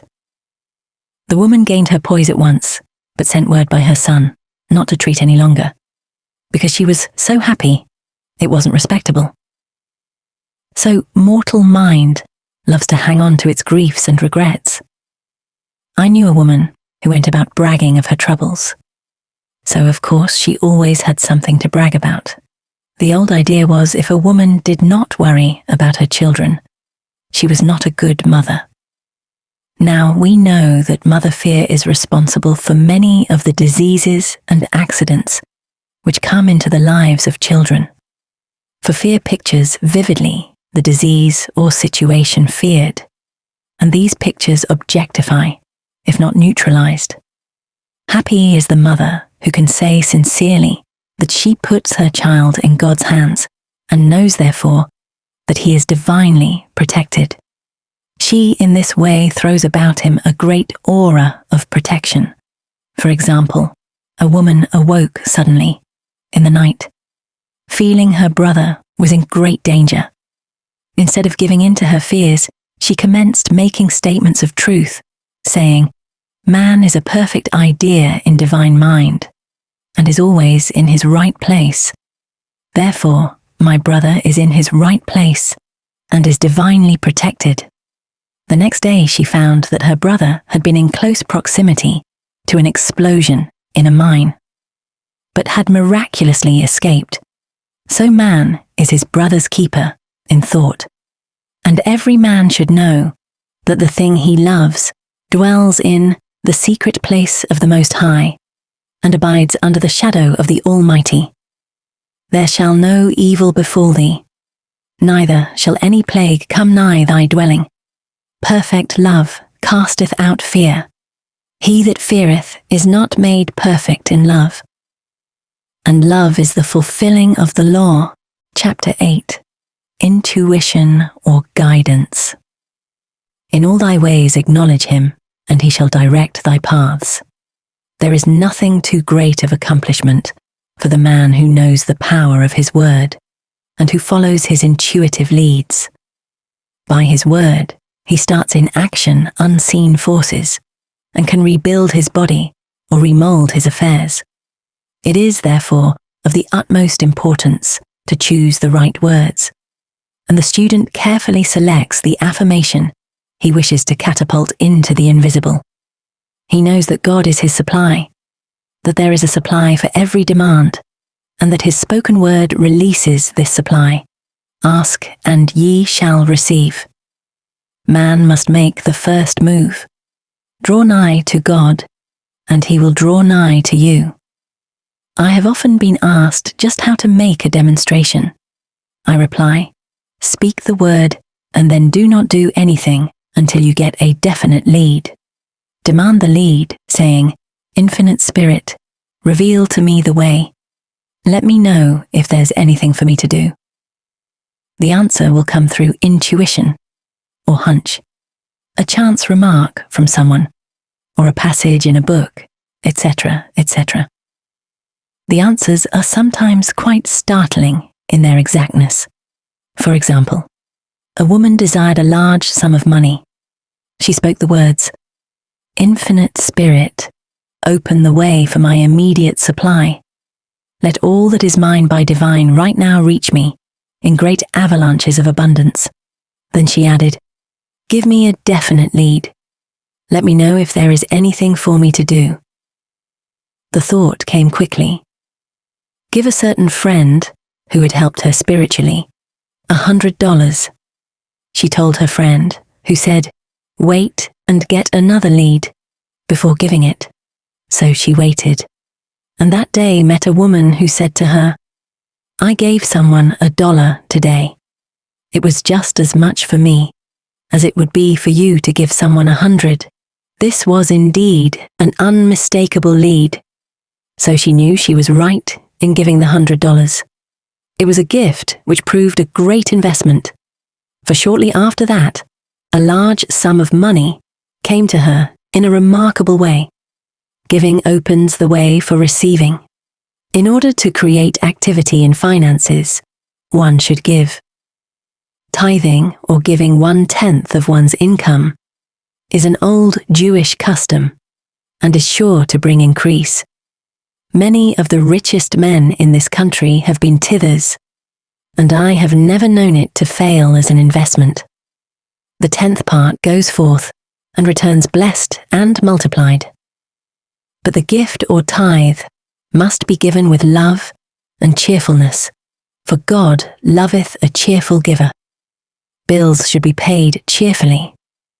All money should be sent forth fearlessly and with a blessing.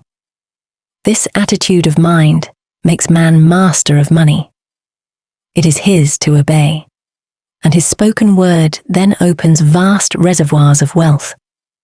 Man himself limits his supply by his limited vision. Sometimes the student has a great realization of wealth, but is afraid to act. The vision and action must go hand in hand, as in the case of the man who bought the fur-lined overcoat. A woman came to me asking me to speak the word for a position.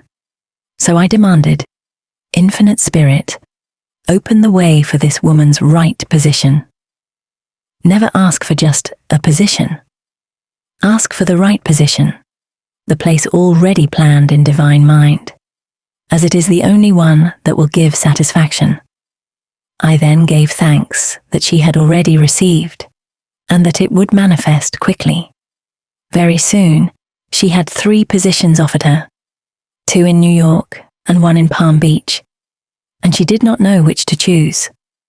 I said, ask for a definite lead. The time was almost up and was still undecided, when one day she telephoned. When I woke up this morning, I could smell Palm Beach. She had been there before and knew its balmy fragrance. I replied, well, if you can smell Palm Beach from here, it is certainly your lead." She accepted the position, and it proved a great success. Often one's lead comes at an unexpected time. One day, I was walking down the street when I suddenly felt a strong urge to go to a certain bakery, a block or two away. The reasoning mind resisted, arguing, "There is nothing there that you want." However, I had learned not to reason, so I went to Mihi Bakery, looked at everything, and there was certainly nothing there that I wanted. But coming out, I encountered a woman I had thought of often, and who was in great need of the help which I could give her. So often, one goes for one thing and finds another. Intuition is a spiritual faculty and does not explain, but simply points the way. A person often receives a lead during a treatment. The idea that comes may seem quite irrelevant, but some of God's leadings are mysterious. In the class, one day, I was treating that each individual would receive a definite lead. A woman came to me afterwards and said, "While you were treating, I got the hunch to take my furniture out of storage and get an apartment." The woman had come to be treated for health. I told her I knew in getting a home of her own, her health would improve, and I added, "I believe your trouble, which is a congestion, has come from having things stored away. Congestion of things causes congestion in the body. You have violated the law of use, and your body is paying the penalty." So I gave thanks that divine order was established in her mind, body, and affairs. People little dream of how their affairs react on the body. There is a mental correspondence for every disease. A person might receive instantaneous healing through the realization of his body being a perfect idea in divine mind, and therefore whole and perfect. But if he continues his destructive thinking, hoarding, hating, fearing, condemning, the disease will return. Jesus Christ knew that all sickness came from sin, but admonished the leper after the healing to go and sin no more, lest a worse thing come upon him. So man's soul, or subconscious mind, must be washed whiter than snow for permanent healing. And the metaphysician is always delving deep for the correspondence. Jesus Christ said, "Condemn not, lest ye also be condemned. Judge not, that ye be judged." Many people have attracted disease and unhappiness through condemnation of others. What man condemns in others, he attracts to himself. For example, a friend came to me in anger and distress because her husband had deserted her for another woman. She condemned the other woman and said continually, she knew he was a married man and had no right to accept his attentions. I replied, "Stop condemning the woman, bless her, and be through with the situation. Otherwise, you are attracting the same thing to yourself." She was deaf to my words, and a year or two later became deeply interested in a married man herself. Man picks up a live wire whenever he criticizes or condemns, and may expect a shock. Indecision is a stumbling block in many a pathway. In order to overcome it, make the statement repeatedly, "I am always under direct inspiration. I make right decisions, quickly." These words impress the subconscious, and soon one finds himself awake and alert, making his right moves without hesitation. I have found it destructive to look to the psychic plane for guidance, as it is the plane of many minds, and not the one mind. As man opens his mind to subjectivity, he becomes a target for destructive forces. The psychic plane is the result of man's mortal thought, and is on the plane of opposites. He may receive either good or bad messages. The science of numbers and the reading of horoscopes keep man down on the mental or mortal plane, for they deal only with the karmic path. I know of a man who should have been dead years ago, according to his horoscope, but he is alive and a leader of one of the biggest movements in this country for the uplift of humanity. It takes a very strong mind to neutralize a prophecy of evil. The student should declare, "Every false prophecy shall come to naught. Every plan my Father in heaven has not planned shall be dissolved and dissipated. The divine idea now comes to pass." However, if any good message has ever been given one, of coming happiness or wealth, harbor and expect it, and it will manifest sooner or later through the law of expectancy. Man's will should be used to back the universal will. I will that the will of God be done. It is God's will to give every man every righteous desire of his heart, and man's will should be used to hold the perfect vision without wavering. The prodigal son said, "I will arise and go to my father." It is indeed often an effort of the will to leave the husks and swine of mortal thinking. It is so much easier for the average person to have fear than faith.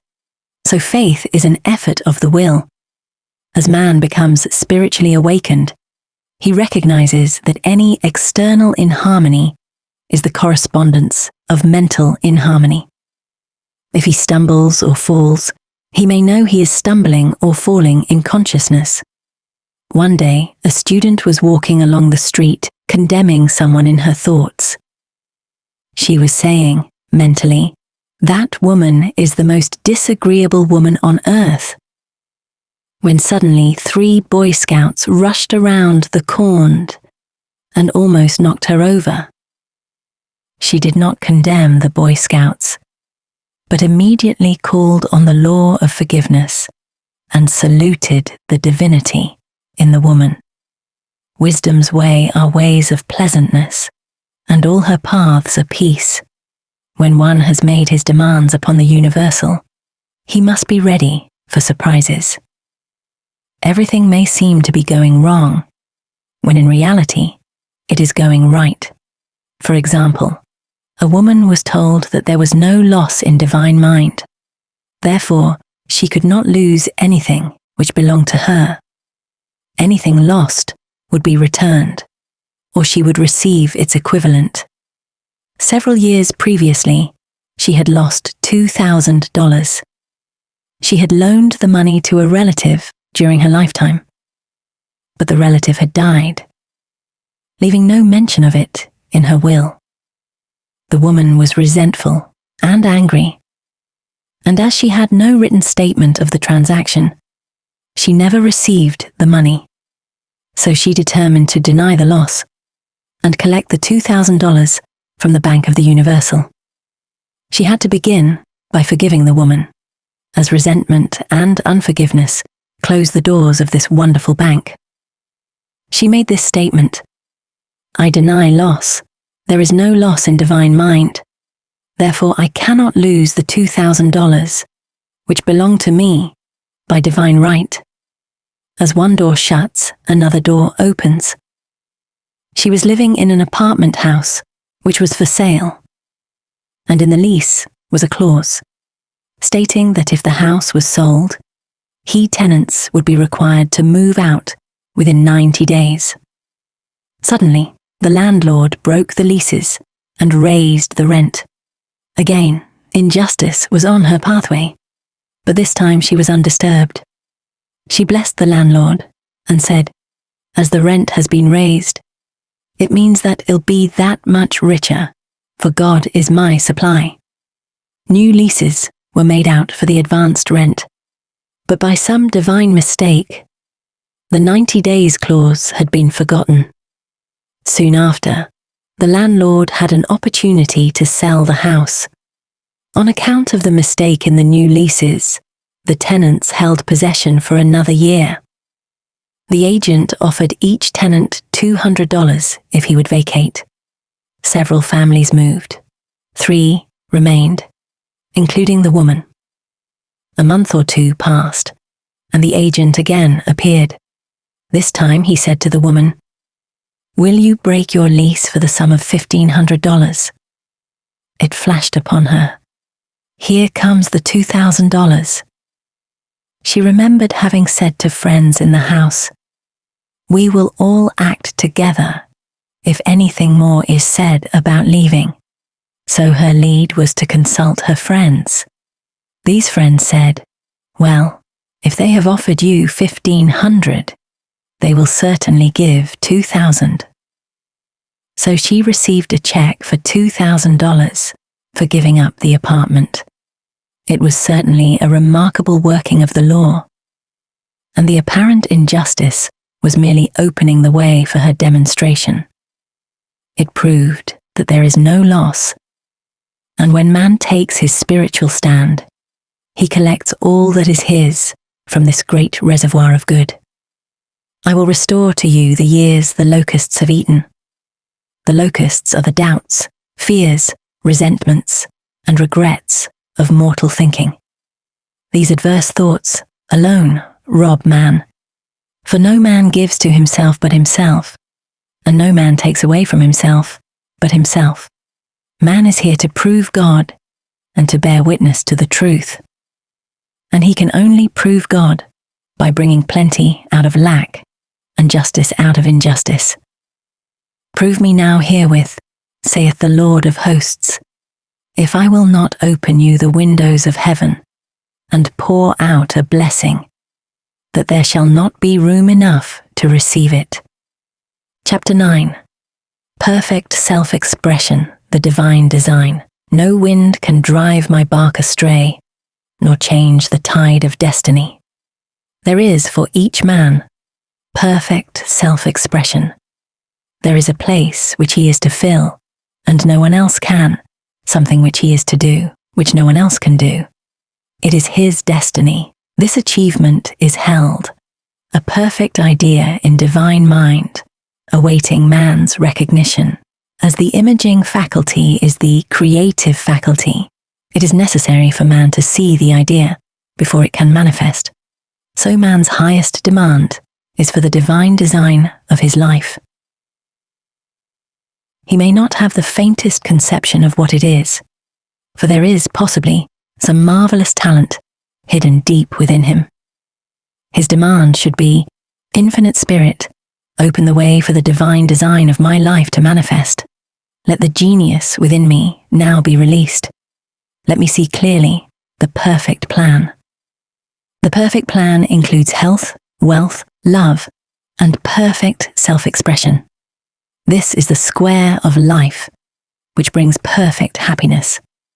When one has made this demand, he may find great changes taking place in his life, for nearly every man has wandered far from the divine design. I know in one woman's case, it was as though a cyclone had struck her affairs, but readjustments came quickly, and new and wonderful conditions took the place of old ones.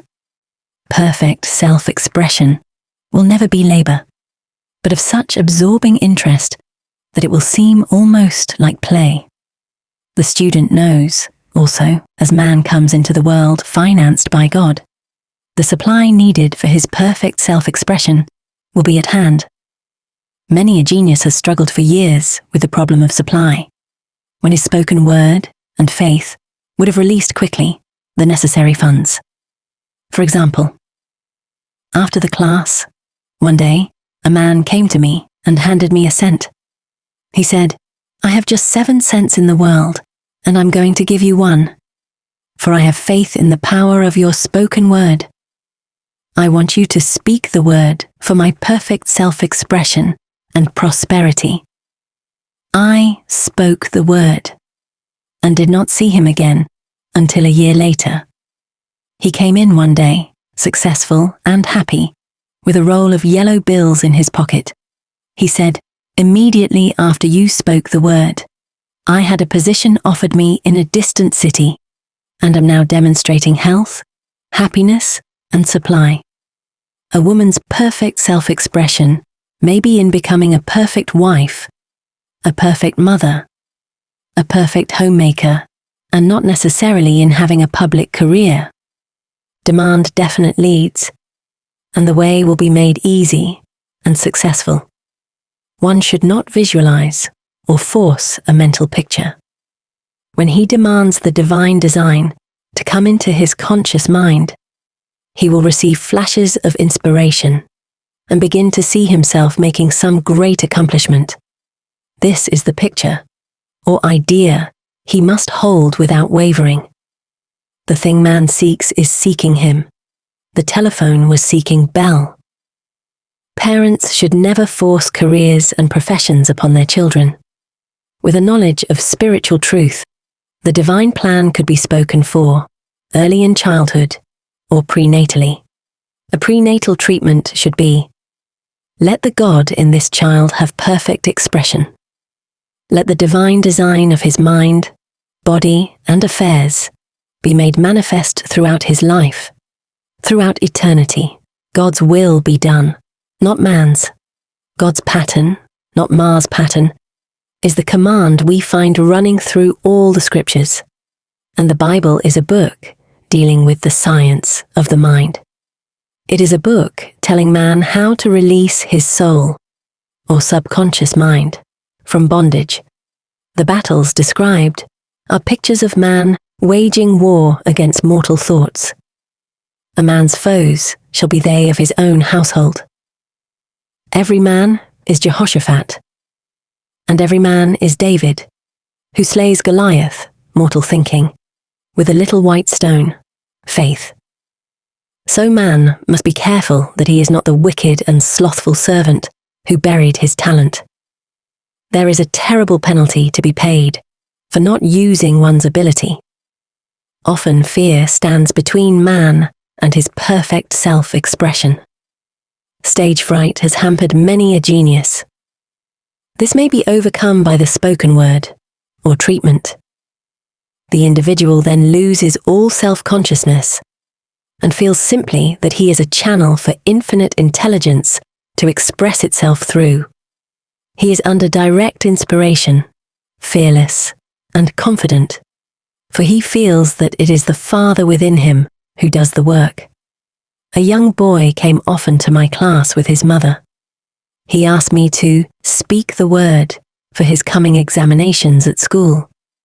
I told him to make the statement, I am one with infinite intelligence. I know everything I should know on this subject. He had an excellent knowledge of history, but was not sure of his arithmetic. I saw him afterwards, and he said, I spoke the word for my arithmetic, and passed with the highest honours, but thought I could depend on myself for history, and got a very poor mark. Man often receives a setback when he is too sure of himself, which means he is trusting to his personality and not the Father within. Another one of my students gave me an example of this. She took an extended trip abroad one summer, visiting many countries, where she was ignorant of the languages. She was calling for guidance and protection every minute, and her affairs went smoothly and miraculously. Her luggage was never delayed nor lost. Accommodations were always ready for her at the best hotels, and she had perfect service wherever she went. She returned to New York. Knowing the language, she felt God was no longer necessary, so looked after her affairs in an ordinary manner. Everything went wrong. Her trunks delayed, amid inharmony and confusion. The student must form the habit of practicing the presence of God every minute. In all thy ways acknowledge him. Nothing is too small or too great. Sometimes an insignificant incident may be the turning point in a man's life. Robert Fulton, watching some boiling water simmering in a tea kettle, saw a steamboat. I have seen a student often keep back his demonstration through resistance or pointing the way. He pins his faith to one channel only, and dictates just the way he desires the manifestation to come, which brings things to a standstill. My way, not your way, is the command of infinite intelligence. Like all power, be it steam or electricity, it must have a non-resistant engine or instrument to work through. And man is that engine or instrument. Over and over again, man is told to stand still. O Judah, fear not, but tomorrow go out against them, for the Lord will be with you. You shall not need to fight this battle. Set yourselves, stand ye still, and see the salvation of the Lord with you. We see this in the incident of the $2,000 coming to the woman through the landlord, when she became non-resistant and undisturbed, and the woman won the man's love after all suffering had ceased. The student's goal is poise. Poise is power, for it gives God power a chance to rush through man, to will and to do its good pleasure. Poised, he thinks clearly, and makes right decisions quickly. He never misses a trick. Anger blurs the visions, poisons the blood, is the root of many diseases, and causes wrong decision, leading to failure. It has been named one of the worst sins, as its reaction is so harmful.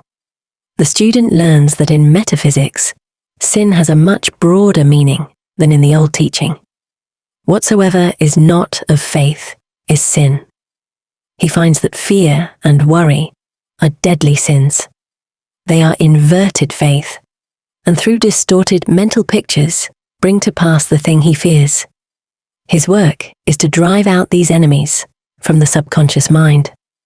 When man is fearless, he is finished, Maeterlinck says, that man is God afraid.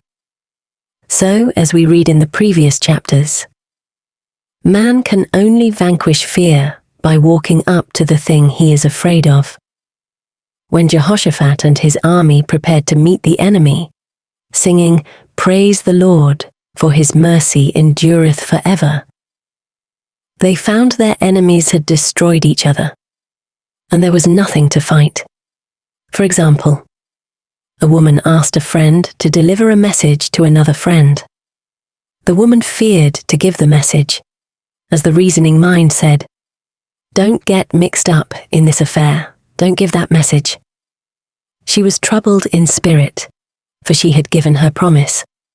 At last, she determined to walk up to the lion and call on the law of divine protection. She met the friend to whom she was to deliver the message. She opened her mouth to speak it, when her friend said, "So-and-so has left town." This made it unnecessary to give the message, as the situation depended upon the person being in town. As she was willing to do it, she was not obliged to. As she did not fear, the situation vanished. The student often delays his demonstration through a belief in incompletion. He should make this statement: "In divine mind, there is only completion. Therefore my demonstration is completed. My perfect work, my perfect home, my perfect health." Whatever he demands are perfect ideas registered in divine mind and must manifest, under grace, in a perfect way.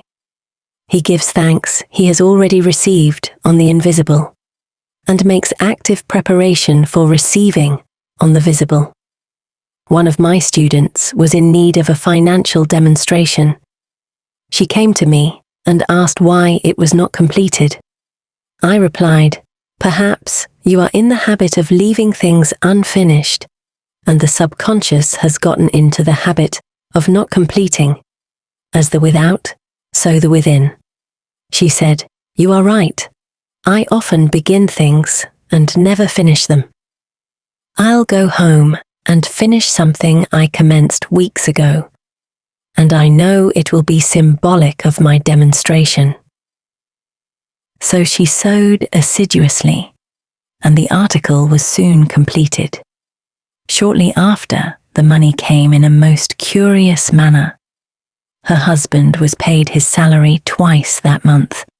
He told the people of their mistake, and they sent word to keep it. When man asks, believing, he must receive, for God creates his own channels. I have been sometimes asked, suppose one has several talents, how is he to know which one to choose? Demand to be shown definitely. Say, Infinite Spirit, give me a definite lead. Reveal to me my perfect self-expression.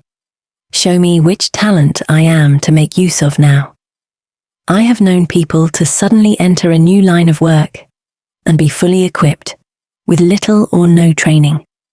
So make the statement, I am fully equipped for the divine plan of my life, and be fearless in grasping opportunities. Some people are cheerful givers, but bad receivers. They refuse gifts through pride or some negative reason, thereby blocking their channels, and invariably find themselves eventually with little or nothing. For example, a woman who had given away a great deal of money had a gift offered her of several $1,000s. She refused to take it, saying she did not need it. Shortly after that, her finances were tied up, and she found herself in debt for that amount. Man should receive gracefully the bread returning to him upon the water. Freely ye have given, freely ye shall receive. There is always the perfect balance of giving and receiving. And though man should give without thinking of returns, he violates law if he does not accept the returns which come to him. For all gifts are from God, man being merely the channel. A thought of lack should never be held over the giver. For example, when the man gave me the 1 cent, I did not say, poor man, he cannot afford to give me that. I saw him rich and prosperous, with his supply pouring in. It was this thought which brought it. If one has been a bad receiver, he must become a good one, and take even a postage stamp if it is given him, and open up his channels for receiving. The Lord loveth a cheerful receiver, as well as a cheerful giver. I have often been asked why one man is born rich and heal thy, and another poor and sick. Where there is an effect, there is always a cause. There is no such thing as chance. This question is answered through the law of reincarnation. Man goes through many births and deaths until he knows the truth which sets him free. He is drawn back to the earth plane through unsatisfied desire to pay his karmic debts or to fulfill his destiny. The man born rich and healthy has had pictures in his subconscious mind, in his past life, of health and riches, and the poor and sick man of disease and poverty. Man manifests, on any plane, the sum total of his subconscious beliefs. However, birth and death are man-made laws, for the wages of sin is death. The Adamic fall in consciousness through the belief in 2 powers. The real man, spiritual man, is birthless and deathless.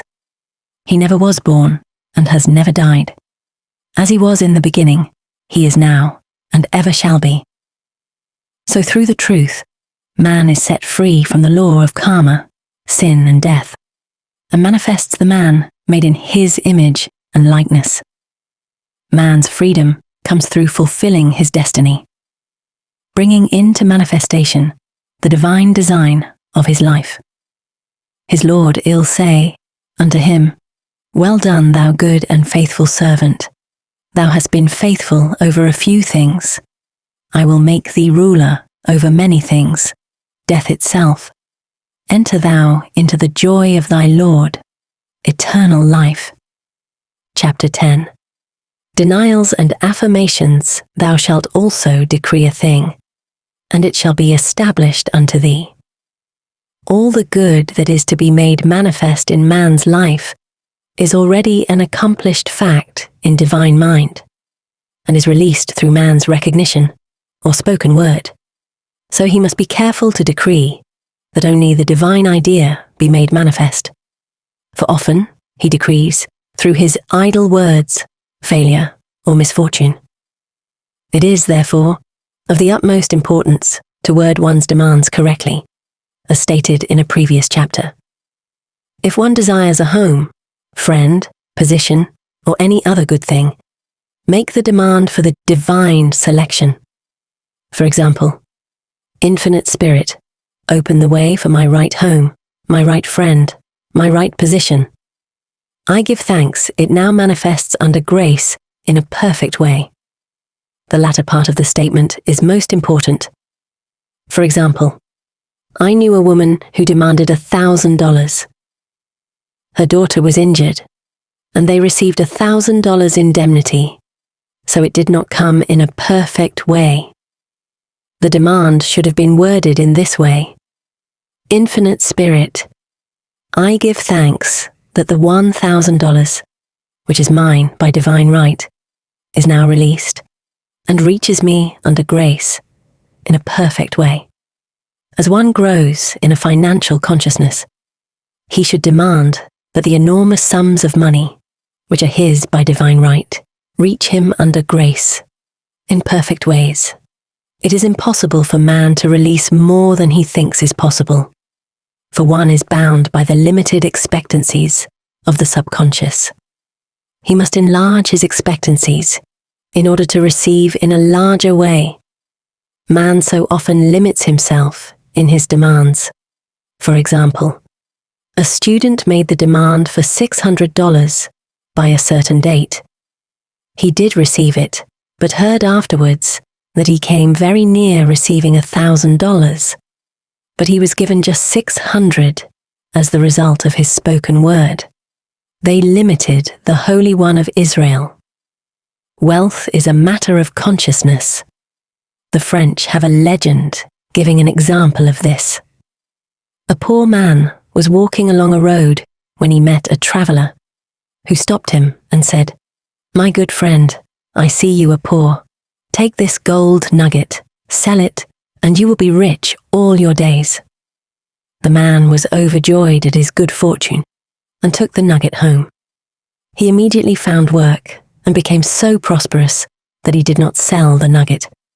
Years passed, and he became a very rich man. One day he met a poor man on the road. He stopped him and said, "My good friend, I will give you this gold nugget, which if you sell, will make you rich for life." The mendicant took the nugget, had it valued, and found it was only brass. So we see, the first man became rich through feeling rich, thinking the nugget was gold. Every man has within himself a gold nugget. It is his consciousness of gold, or opulence, which brings riches into his life. In making his demands, man begins at his journey's end. That is, he declares he has already received. Before ye call, I shall answer. Continually affirming establishes the belief in the subconscious. It would not be necessary to make an affirmation more than once if one had perfect faith, or should not plead or supplicate, but give thanks repeatedly that he has received. The desert shall rejoice and blossom as the rose. This rejoicing, while yet in the desert state of consciousness, opens the way for release. The Lord's Prayer is in the form of command and demand. Give us this day our daily bread, and forgive us our debts as we forgive our debtors, and ends in praise. For thine is the kingdom and the power and the glory, forever. Amen. Concerning the works of my hands, command ye me. So prayer is command and demand, praise and thanksgiving. The student's work is in making himself believe that with God all things are possible. This is easy enough to state in the abstract, but a little more difficult when confronted with a problem. For example, it was necessary for a woman to demonstrate a large sum of money within a stated time. She knew she must do something to get a realization for realization is manifestation, and demanded a lead. She was walking through a department store when she saw a very beautiful pink enamel paper cutter. She felt the pull towards it. The thought came, I haven't a paper cutter good enough to open letters containing large checks. So she bought the paper cutter, which the reasoning mind would have called an extravagance. When she held it in her hand, she had a flash of a picture of herself opening an envelope containing a large check, and in a few weeks she received the money. The pink paper cutter was her bridge of active faith. Many stories are told of the power of the subconscious when directed in faith. For example, a man was spending the night in a farmhouse. The windows of the room had been nailed down, and in the middle of the night, he felt suffocated and made his way in the dark to the window. He could not open it, so he smashed the pane with his fist, drew in draughts of fine fresh air, and had a wonderful night's sleep. The next morning, he found he had smashed the glass of a bookcase, and the window had remained closed during the whole night. He had supplied himself with oxygen, simply by his thought of oxygen. When a student starts out to demonstrate, he should never turn back. Let not that man who wavers think that he shall receive anything of the Lord. A colored student once made this wonderful statement, when I asks the Father for anything, I puts my foot down and I says, Father, I'll take nothing less than I've asked for, but more. So man should never compromise. Having done all, stand. This is sometimes the most difficult time of demonstrating. The temptation comes to give up, to turn back, to compromise. He also serves who only stands and waits. Demonstrations often come at the 11th hour, because man then lets go, that is, stops reasoning, and infinite intelligence has a chance to work. Man's dreary desires are answered drearily, and his impatient desires, long delayed or violently fulfilled. For example, a woman asked me why it was she was constantly losing or breaking her glasses. We found she often said to herself and others, with vexation, I wish I could get rid of my glasses. So her impatient desire was violently fulfilled. What she should have demanded was perfect eyesight, but what she registered in the subconscious was simply the impatient desire to be rid of her glasses. So they were continually being broken or lost. Two attitudes, CF mind cause loss, depreciation, as in the case of the woman who did not appreciate her husband, or fear of loss, which makes a picture of loss in the subconscious.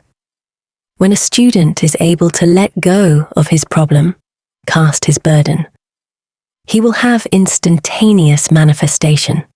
For example, a woman was out during a very stormy day, and her umbrella was blown inside out. She was about to make a call on some people whom she had never met, and she did not wish to make her first appearance with a dilapidated umbrella. She could not throw it away, as it did not belong to her.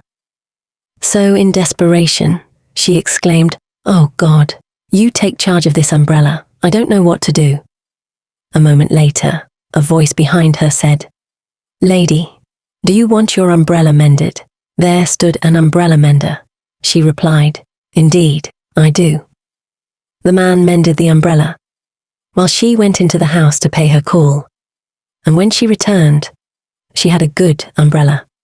So there is always an umbrella mender at hand, on man's pathway, when he puts the umbrella or situation in God's hands.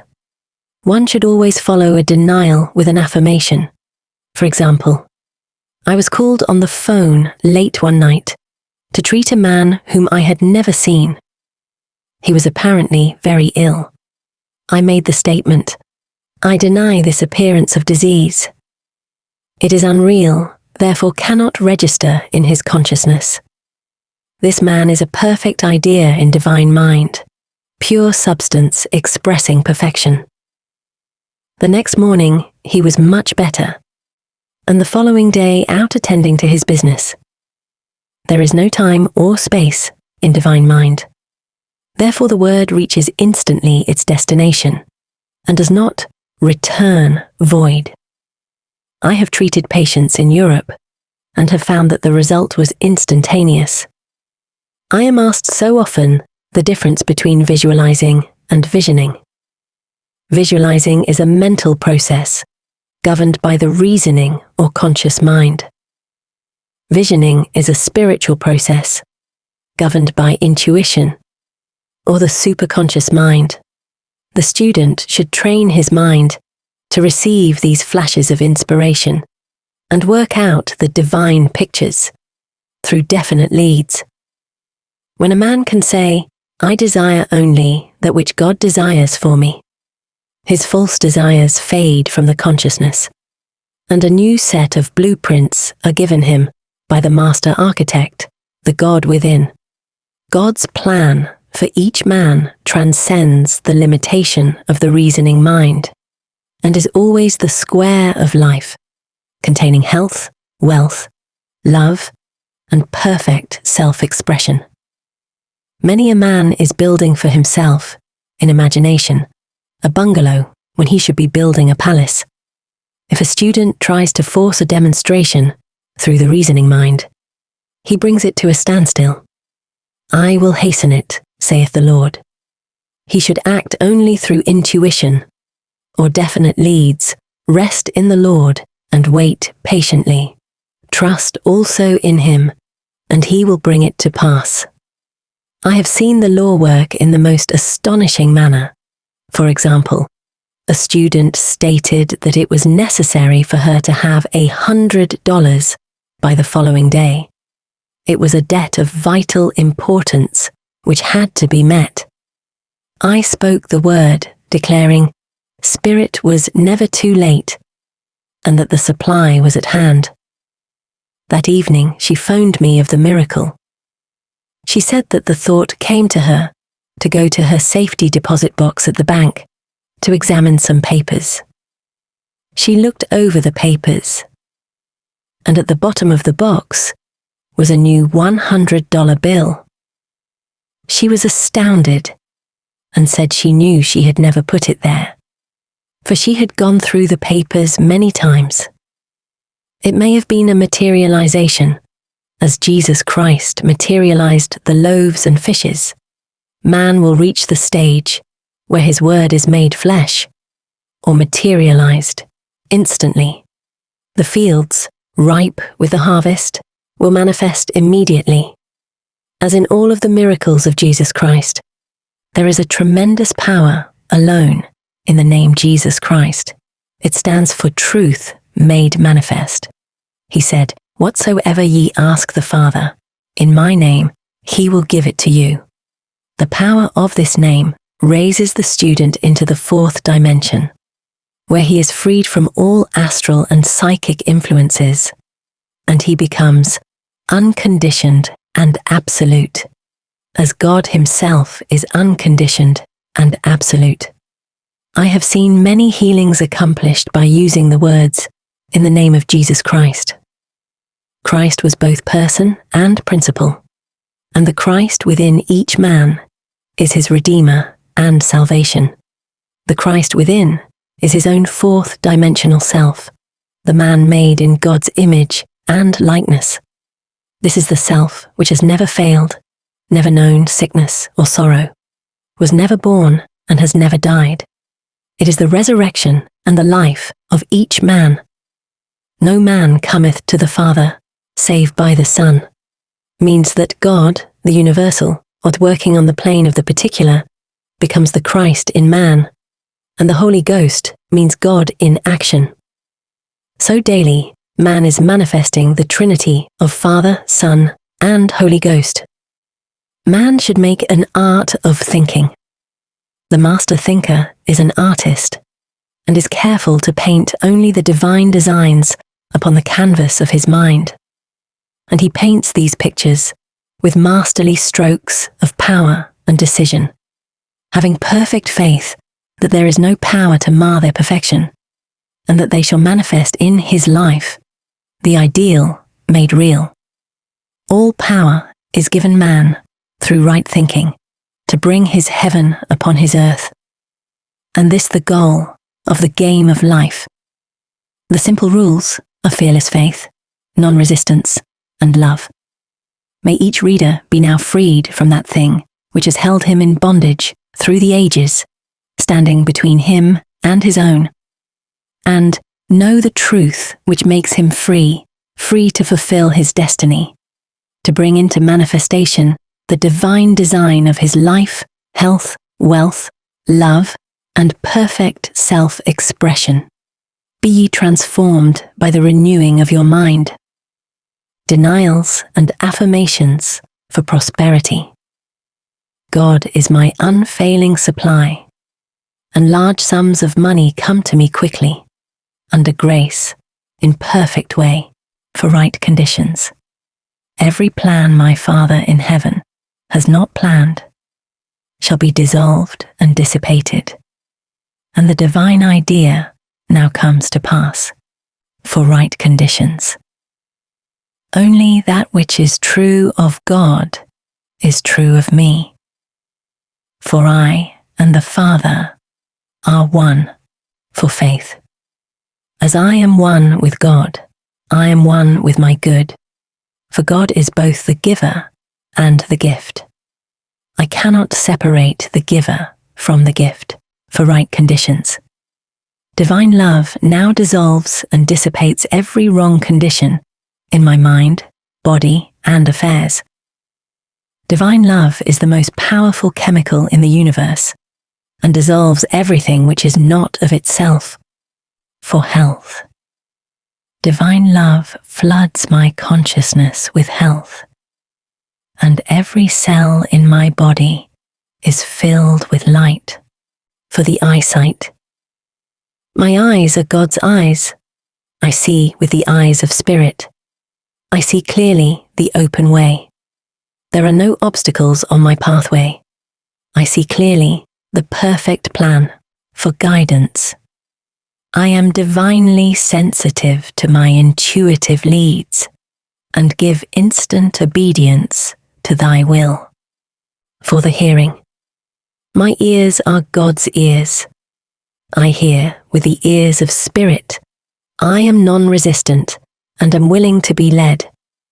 I hear glad tidings of great joy for right work. I have a perfect work in a perfect way. I give perfect service for perfect pay, for freedom from all bondage. I cast this burden on the Christ within, and I go free.